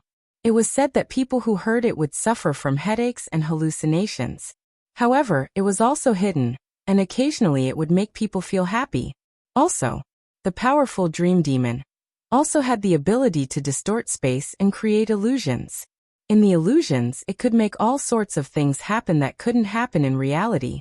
People who were caught in the illusions of the Dream Demon would find it hard to distinguish between reality and illusion, and would easily get lost. In short, it was very powerful. However, all of this was based on one of the Great Sin's 3 cards being able to evolve the Dream Demon. In theory, Bliss 3 should be able to do it. However, before the experiment was carried out, everything was still an undetermined matter. Swipe card Evolve. When Bliss 3, a light illuminated the entire dorm, the Dream Demon was bathed in the pink light. At first it was a bit confused, but then it greedily sucked in the power that was completely compatible with its origin. As the light continued to enter its body, its originally small and cute body gradually expanded. A badge that symbolized bliss gradually appeared between its eyebrows and became brighter and brighter. Instead, it released light that covered its entire body like a pink cloak. Following that, the Dream Demon's life form, under the watchful eyes of all the magic elves, completed an earth-shaking transformation. Its body color changed from a warm dark green to an even colder dark purple. The shape of its head became like a mage's pointy hat, and on both sides of the hat protruded 4 horns. Its body also became more slender and more humanoid. It was like wearing a noble mage's robe. The beads that once hung on its neck transformed into 3 red gems embedded on its body, emitting a powerful aura. A successfully evolved Dream Demon. It was as mysterious as a mage. It was as profound as a sage. Card name, Dream Demon. Type, Elven card. Level, race, undying species. Attribute, Spectre. Type, magic power, 2700. Attack, 2500. Defense, 1600. Killing skills, Gem of Fear, Pain Sharing, Same Life, Nightmare Realm. Dake immediately injected his magic power into the Dream Demon magic card and received a detailed feedback. It's actually a 5-star. The expected gold card, an unexpected 5-star. After using Bliss 3, the 3-star Dream Demon actually became a 5-star. Does this mean that after using Greed 3, Meow Meow can also evolve into a 5-star cat boss? Looks like the production of Greed 3 is imperative. Dake quickly thought and further speculated. Then he noticed the 3 attributes of the Dream Demon. A 5-star attribute had a maximum value of 2500, but the Dream Demon's magic power had broken through the limit by 200 points. Its attack had also reached the maximum value. Its slightly inferior defense, under the contrast of magic power and attack, was simply insignificant. With such an excessive 3 attributes, it wouldn't be an exaggeration to say that it was a 6-star magic elven. It seemed that after evolving, the Dream Demon finally burst out the potential of the vampire Vlad. So much so that its 4 sure kill skills had undergone earth-shattering changes. It was completely different from the Dream Demon, which was more inclined towards the nightmare. The Dream Demon was like a demon. Among its 4 killing skills, only the Fear Gem from the Dream Demon era was preserved. Among the other 3 skills, although they weren't as terrifying as the Song of Perishing, they were still very powerful and strange. First was Pain Sharing. Pain Sharing. After adding your remaining HP and the target's remaining HP, share it amicably. The terrifying thing about this killing skill was that it could allow one to survive in a desperate situation, pulling the opponent's HP down to a certain level. And for the magic elven, the so-called HP was magic power. In other words, it was magic power sharing. If this is combined with Kettle's strength sharing and defense sharing, wouldn't it be the real, all-life sharing? First pull the opponent down to a certain level, then rely on its rich experience to defeat it. The corner of Dake's mouth curled up, and he couldn't help but reveal a faint smile. Then he continued to look at the next killing skill. Same life. Same fate. Both jade and common stone perish together. After using Same Life, when the opponent is heavily injured or on the verge of death, the opponent will also receive almost the same amount of damage, limited by magic power. Although the effects of Same Life were slightly different from the settings in the Pokemon game, Dake still held his breath when he saw it. Magic power limitation should be a limitation on magic creations like the Magic Elven, as well as magic power limitations on non-magic creations. After all, the life of the Magic Elven is made up of magic power, so the loss of magic power in Same Life is naturally magic power. This should be the same for pain sharing as well. Originally, it was only effective on near-death same life, but now it can also be effective on heavily injured people, which can be considered as expanding the scope of its application. If the opponent is the vampire Vlad, and he successfully kills the dream demon in same life state, will his magic power be instantly emptied? It's a pity that there isn't a second Vlad for me to experiment with. Day couldn't help but feel a trace of regret. But no matter what, same life was a terrifying killing skill that could make the opponent tremble in fear in a magic duel. Compared to the seemingly harmless dream demon, the dream demon was simply malevolent. The final killing skill. Nightmare Realm. This is another derivative skill similar to the Gem of Fear. Dake had never seen Nightmare Realm in the Pokemon series before, so he couldn't help but concentrate even more. Nightmare Realm. Open up the Nightmare Realm, causing people to enter a dreamland. The dream demon can distort space within the Nightmare Realm, creating illusions. Effect 1. Distort space, teleport, swap position with the target. Effect 2. Distort space, the faster the target, the slower the target, the faster the target, based on the speed of the dream demon. Effect 3. Create illusions, causing people to be unable to differentiate reality from illusion, causing them to fall into chaos. It's actually a field skill. Dake couldn't help but feel apprehensive. Having a field skill was equivalent to having a field card, able to create one's own field. Moreover, this dream demon's field skill, with one look, was a combination of field swap, trick space, and illusion ray. It was equivalent to using one skill to replace 3 skills. The strength of the effect was self-evident. At this moment, Dake already found it hard to look straight at the dream demon. Its strength was no longer limited to its star level and attribute. It was a killing weapon against high star level magic guide sprites. For killing skills combined, it was especially terrifying. Just the combination Dake came up with in such a short period of time was enough to frighten people. For example, after entering the same life state, by swapping positions to receive the opponent's killing skill, it could kill the high star level magic guide sprite. If it was only heavily injured but not dead, it could still use pain sharing and share its mana with the opponent's magic guide sprite. Perhaps after activating the Nightmare Realm, looking at the high-speed magic guide sprite crawling on the ground like a tortoise was a form of speechless pleasure. The dream demon's only flaw was that it lacked a direct attack method. The Gem of Fear was a spirit-type version of the Gem of Strength.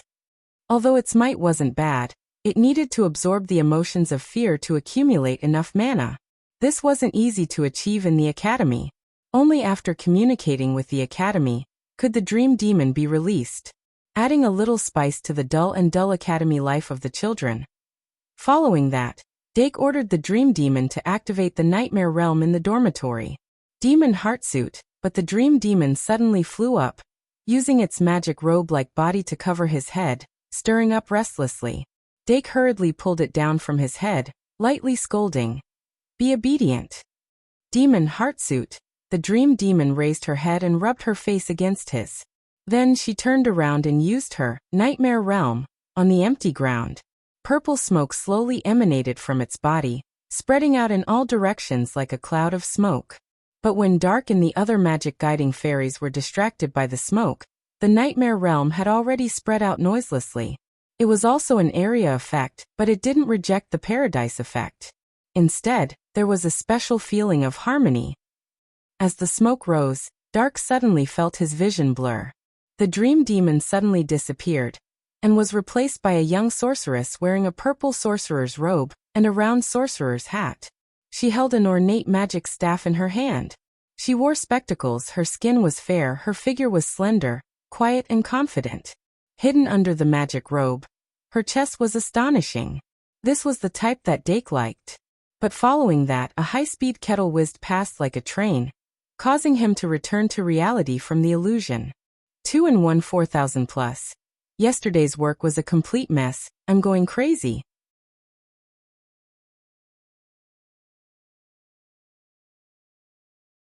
Chapter 333.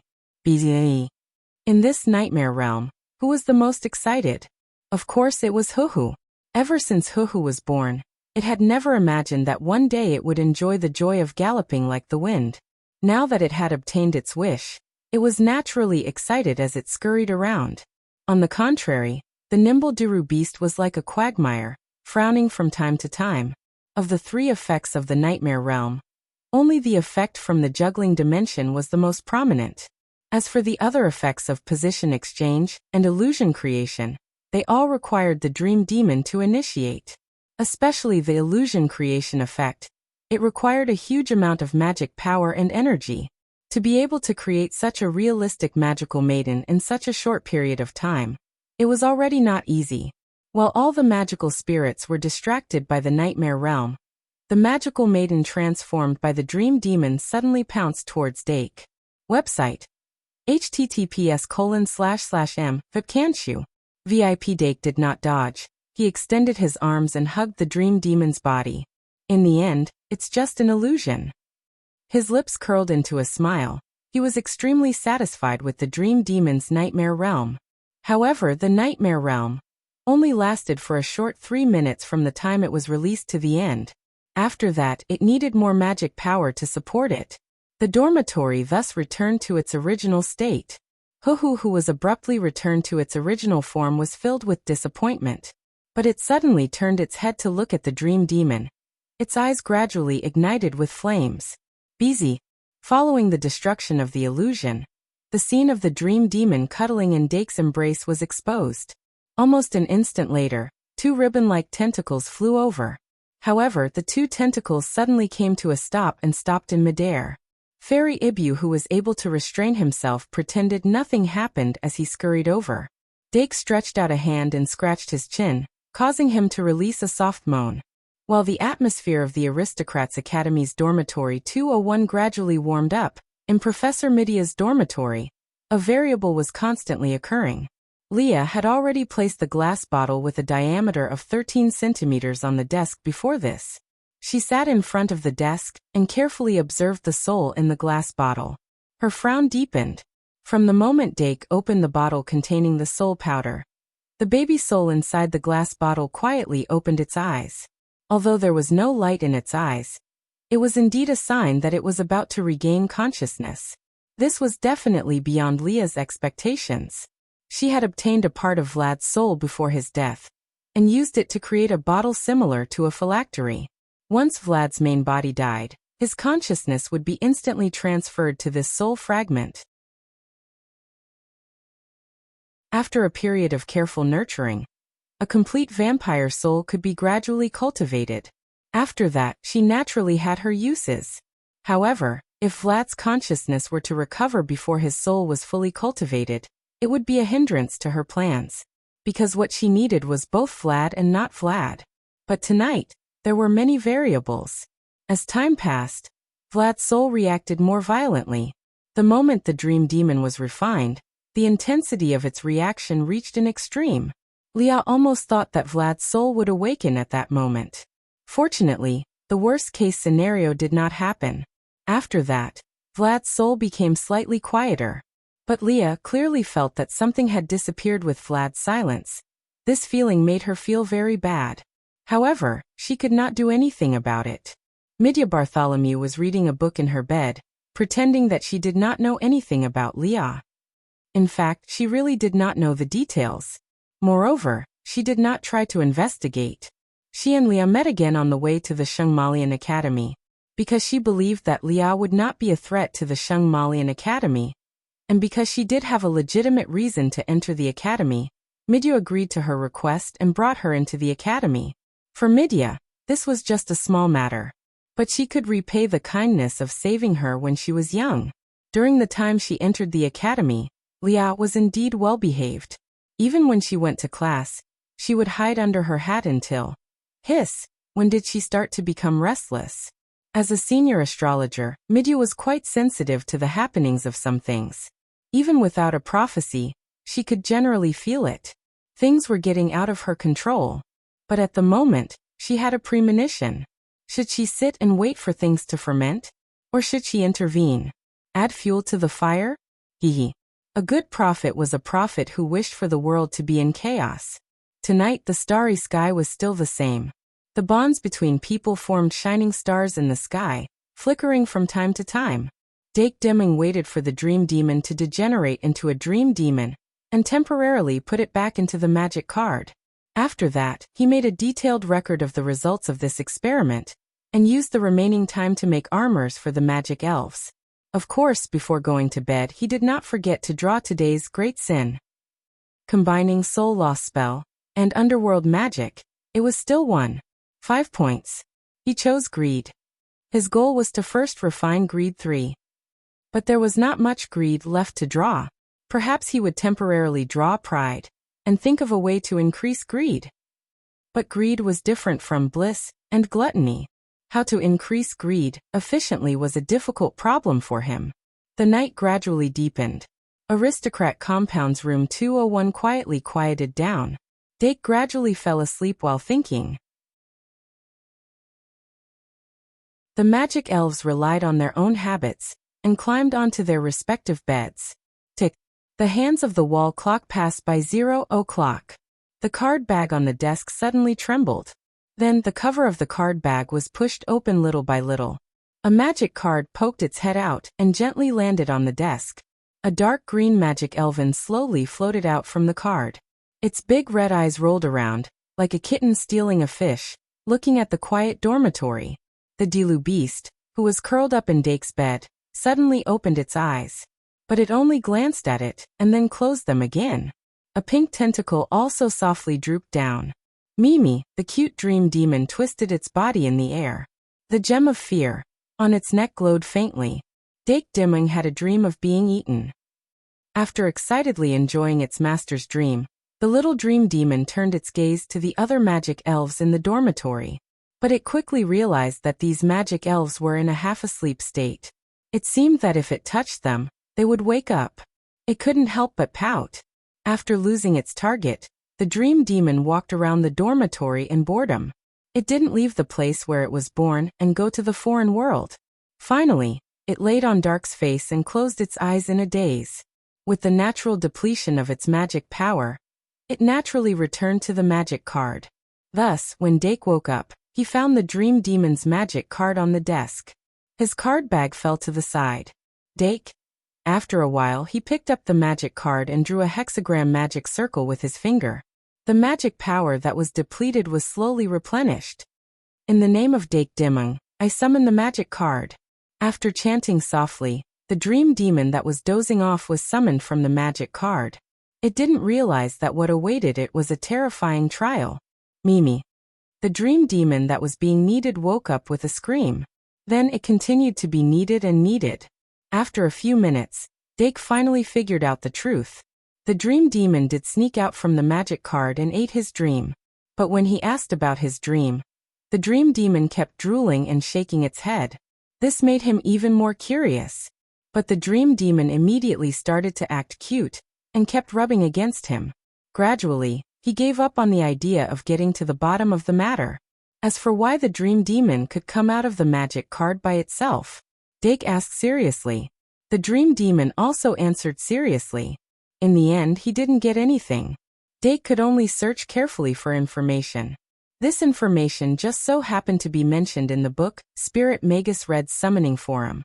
The differences between summoning magic spirits and other magic spirits. How could a magic fairy come out of the magic card by itself? There was once a mage who did research on this. The final conclusion was that unless they had an intelligence level of 3.0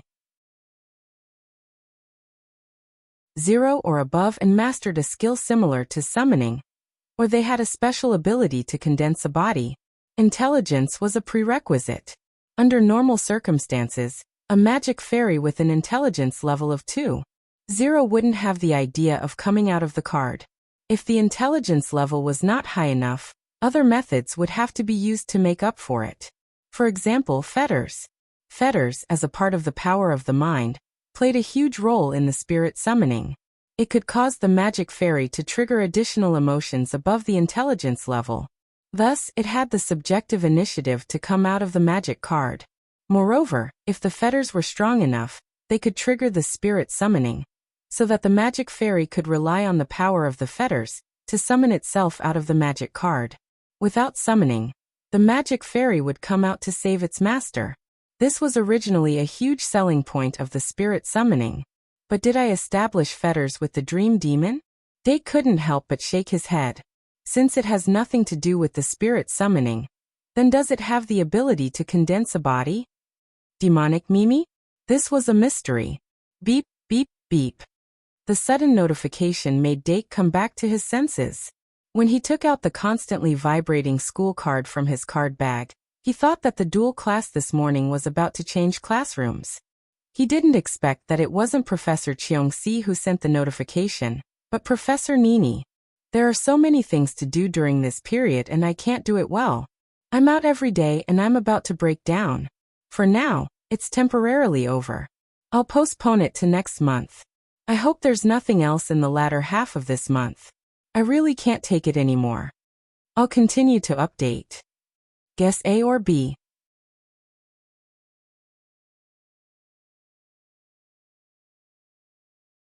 Chapter 334. Professor Nini. Dake looked at the notice on the school card and suddenly had an ominous feeling. Could it be that Professor Shi-Erfu really approved her application? Dark clicked on the notification in astonishment. He originally thought that a responsible person like Professor Shi-Erfu wouldn't approve Professor Nini's application for a one-day trip to the underground city. However, the reality before his eyes seemed to be seriously challenging his rationality. Professor Nini, yay! Professor Shi-Erfu approved my application.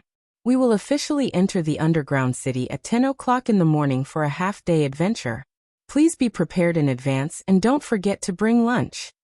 It changed from a one-day trip to a half-day trip? But is there a fundamental difference? Dake's face instantly darkened. The notice didn't say that there would be other professors accompanying them. If it was just Professor Nini alone, would she be able to take care of an entire grade of students? Also, why was this notice getting more and more unreliable? He remembered the URL, MVIP Kanshu. 6 bringing lunch? Was this a spring outing?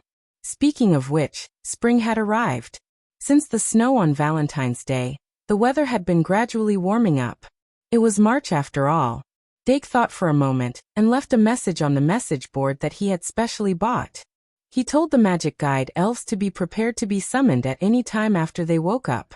Then, he took down the basket from the little devil beast's claws and began to enjoy his breakfast. Demonic Mimi, the dream demon, came over. Dake used a fork to pick up a cherry for decoration and fed it into its mouth. The little devil beast's eyebrows twitched when it saw this, and it followed suit and came over as well. Dake was stunned, but he still picked up a strawberry and stuffed it into its mouth. Munch munch. The little fiend beast chewed the strawberry mechanically and didn't know why it suddenly wanted to cry. Was begging for food such a simple thing? How many times had it missed the chance to beg for food? Demonic Mimi? The dream demon turned to look at it with a puzzled expression. After Dake finished his breakfast, he found a spare lunch box from the cupboard and brought a bottle of apple juice and a bottle of milkweed juice. He then carried a basket and headed to the cafeteria with the little magical beast. Although the idea of a spring outing in the dungeon was a pain in the ass, but he believed it for the time being. After all, they had set off at 10 o'clock and would be back in half a day. They could only have lunch in the dungeon. She could go to the cafeteria to get some flour and knead some dough, or use bread to make a few sandwiches. That would be more or less enough. I guess the other students must be thinking the same thing, right? However, when Dake walked into the kitchen, he didn't see any other students. Although he was curious, he did not probe further. When the halfling chef asked, he told him about the half-day tour of the underground city. The halfling aunt immediately volunteered to help him prepare. When Dake came back to his senses, his lunchbox was already filled with a dazzling array of delicacies. They were all the types that could still retain their texture after cooling down. Dake quickly thanked her, but the halfling aunt smiled and said, "Don't mention it. It is our duty to serve the children. As long as you like it, we are happy." Dake quickly thanked her again and left the kitchen. After that, he handed the lunchbox to the little magical beast and asked it to bring it back to the dormitory. He then went to class. There was still a dual class on Friday. After class, he had to go back to the dormitory and put the dual class textbook back. Then, he had to gather at the entrance of the castle. He just had to bring the lunchbox with him. However, some of the students didn't seem to think that way. When Dake walked into the classroom for the dual class, he was surprised to find that there were already many students in the classroom. Moreover, all of them had bags of various sizes stuffed with all kinds of snacks and fruits. When Professor Nini first mentioned the one-day tour of the underground city, they were all very shocked and worried. But when it really came to this, he had completely thrown that layer of concern to the back of his mind. Maybe it was because they trusted the professor. Or maybe it was because they were excited about the spring outing. Who knew? Dake turned back and walked to his familiar seat. When he sat down in the last row by the window, he saw Deanna suddenly turn her head. Her pink face was full of excitement. Dake, guess what I brought? Dake, candy. Deanna took out a whole bag of candy from the drawer and said happily, "You guessed it right." Dake. Just when he was speechless, Luosi turned his head, patted his bag and said, "Don't worry, I brought Deanna's share." It seems like he brought pastries or something like that. But you didn't think that I was surprised because Deanna only brought candy and not lunch, right? I really wasn't. Dake patted his head and reminded, "Don't bring too much stuff, we're going to the underground city, not for an outing." A girl's physical strength was weak, and Rose belonged to the delicate type of girl. If she really carried such a big bag, she would not be able to walk for long after entering the underground city. Deanna immediately said, "Don't worry, I have plenty of strength." Dake. Okay, it seems like they have more to think about than I thought. Ring, ring, ring. When Professor Cheongsi stepped into the classroom, she immediately noticed the unusual atmosphere in the classroom. She couldn't help but ask, "What's up? Is there something good?" A boy from the Night Institute raised his hand bravely and said, "Yes, Professor. We're going to the underground city for an adventure." Underground city for an adventure? Professor Cheongsi nodded and said, "Then today we'll talk about some duels in the underground city." Ai Ma, who was sitting in the front row, asked curiously, "Professor Cheongsi, there are duels in the underground city?" "Of course there are." Professor Cheongsi walked to the podium and turned to look at the students. He smiled and said, "For magisters, duels are an important way to resolve disputes. Correspondingly, in different environments, there will be different rules. For example, the street duel that Dake Dimming had on Valentine's Day was one of them. In the underground city, in order to not attract the attacks of monsters, there will be new rules. We usually call it a silent duel." Silent duel? At this moment, Dake's interest was piqued and he couldn't help but raise his head to listen carefully. Professor Cheongsi wrote the word silence on the blackboard and said, "Silent duels are usually built on the basis of the silence card. No matter if it's a magister or a magical elf, they must be within the range of the silence card. There are two main differences between it and a formal duel. 1. No sound can be made. 2. There is no magicite ball. In fact, most duels outside of competitions don't have magicite balls." Student Doran, do you have any questions?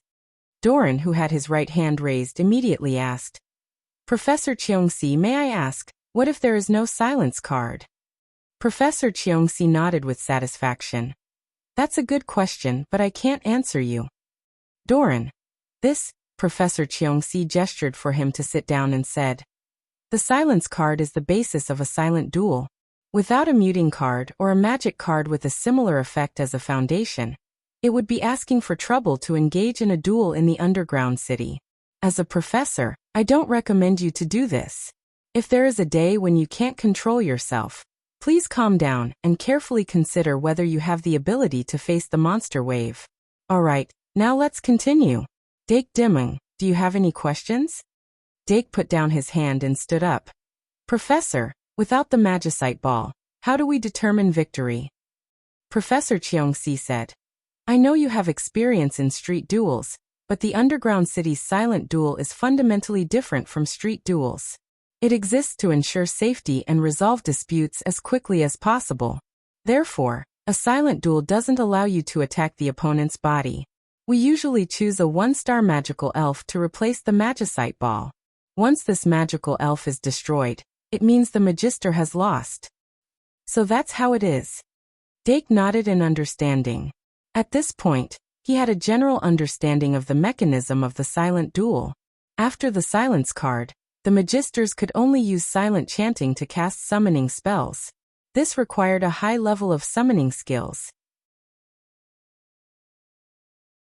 And in a situation where they couldn't communicate through voice, the tacit understanding between the Magisters and the magical elf was especially important. How to communicate in a silent environment, and how to communicate tactics to the magical elf in a timely manner. These were all techniques that could be used in special situations. In addition, bewitching voice, loud sound, and other skills that required sound to be transmitted would also lose their effects. In summary, the requirements for a Magister in a silent duel were even higher than in a formal duel. In a silent duel in the underground city, the Magisters would also try to choose short and quick duels. After all, the underground city was filled with danger. No one knew if a monster would suddenly jump out at the next moment. Professor Cheongsi explained the basic rules of a silent duel in detail. In the second half of the class, he had Dake and White demonstrate together on stage. As the kingdom's dual swordsmen and duelists who had joined the duel club, although there was a slight difference in strength between the two, it was still acceptable on the surface. White also seemed to have improved in this period of time. There was a clear fighting spirit in his eyes. Should it be said that he was worthy of being called the son of bravery? This kind of undying courage was rare and commendable. Both sides stood separately on the podium. According to Professor Jones, they were to be silent and start with 1 star. They wouldn't use a high-star magic fairy, nor would they use powerful curses or sure-kill skills. They would use small moves to quickly determine victory. It wasn't until he was ready that White suddenly realized that this was the first time he and Dake were going to face off in public. CZ that you're tuning in to the Earbook Haven YouTube channel. Don't forget to subscribe and join us on this journey to catch the most captivating stories.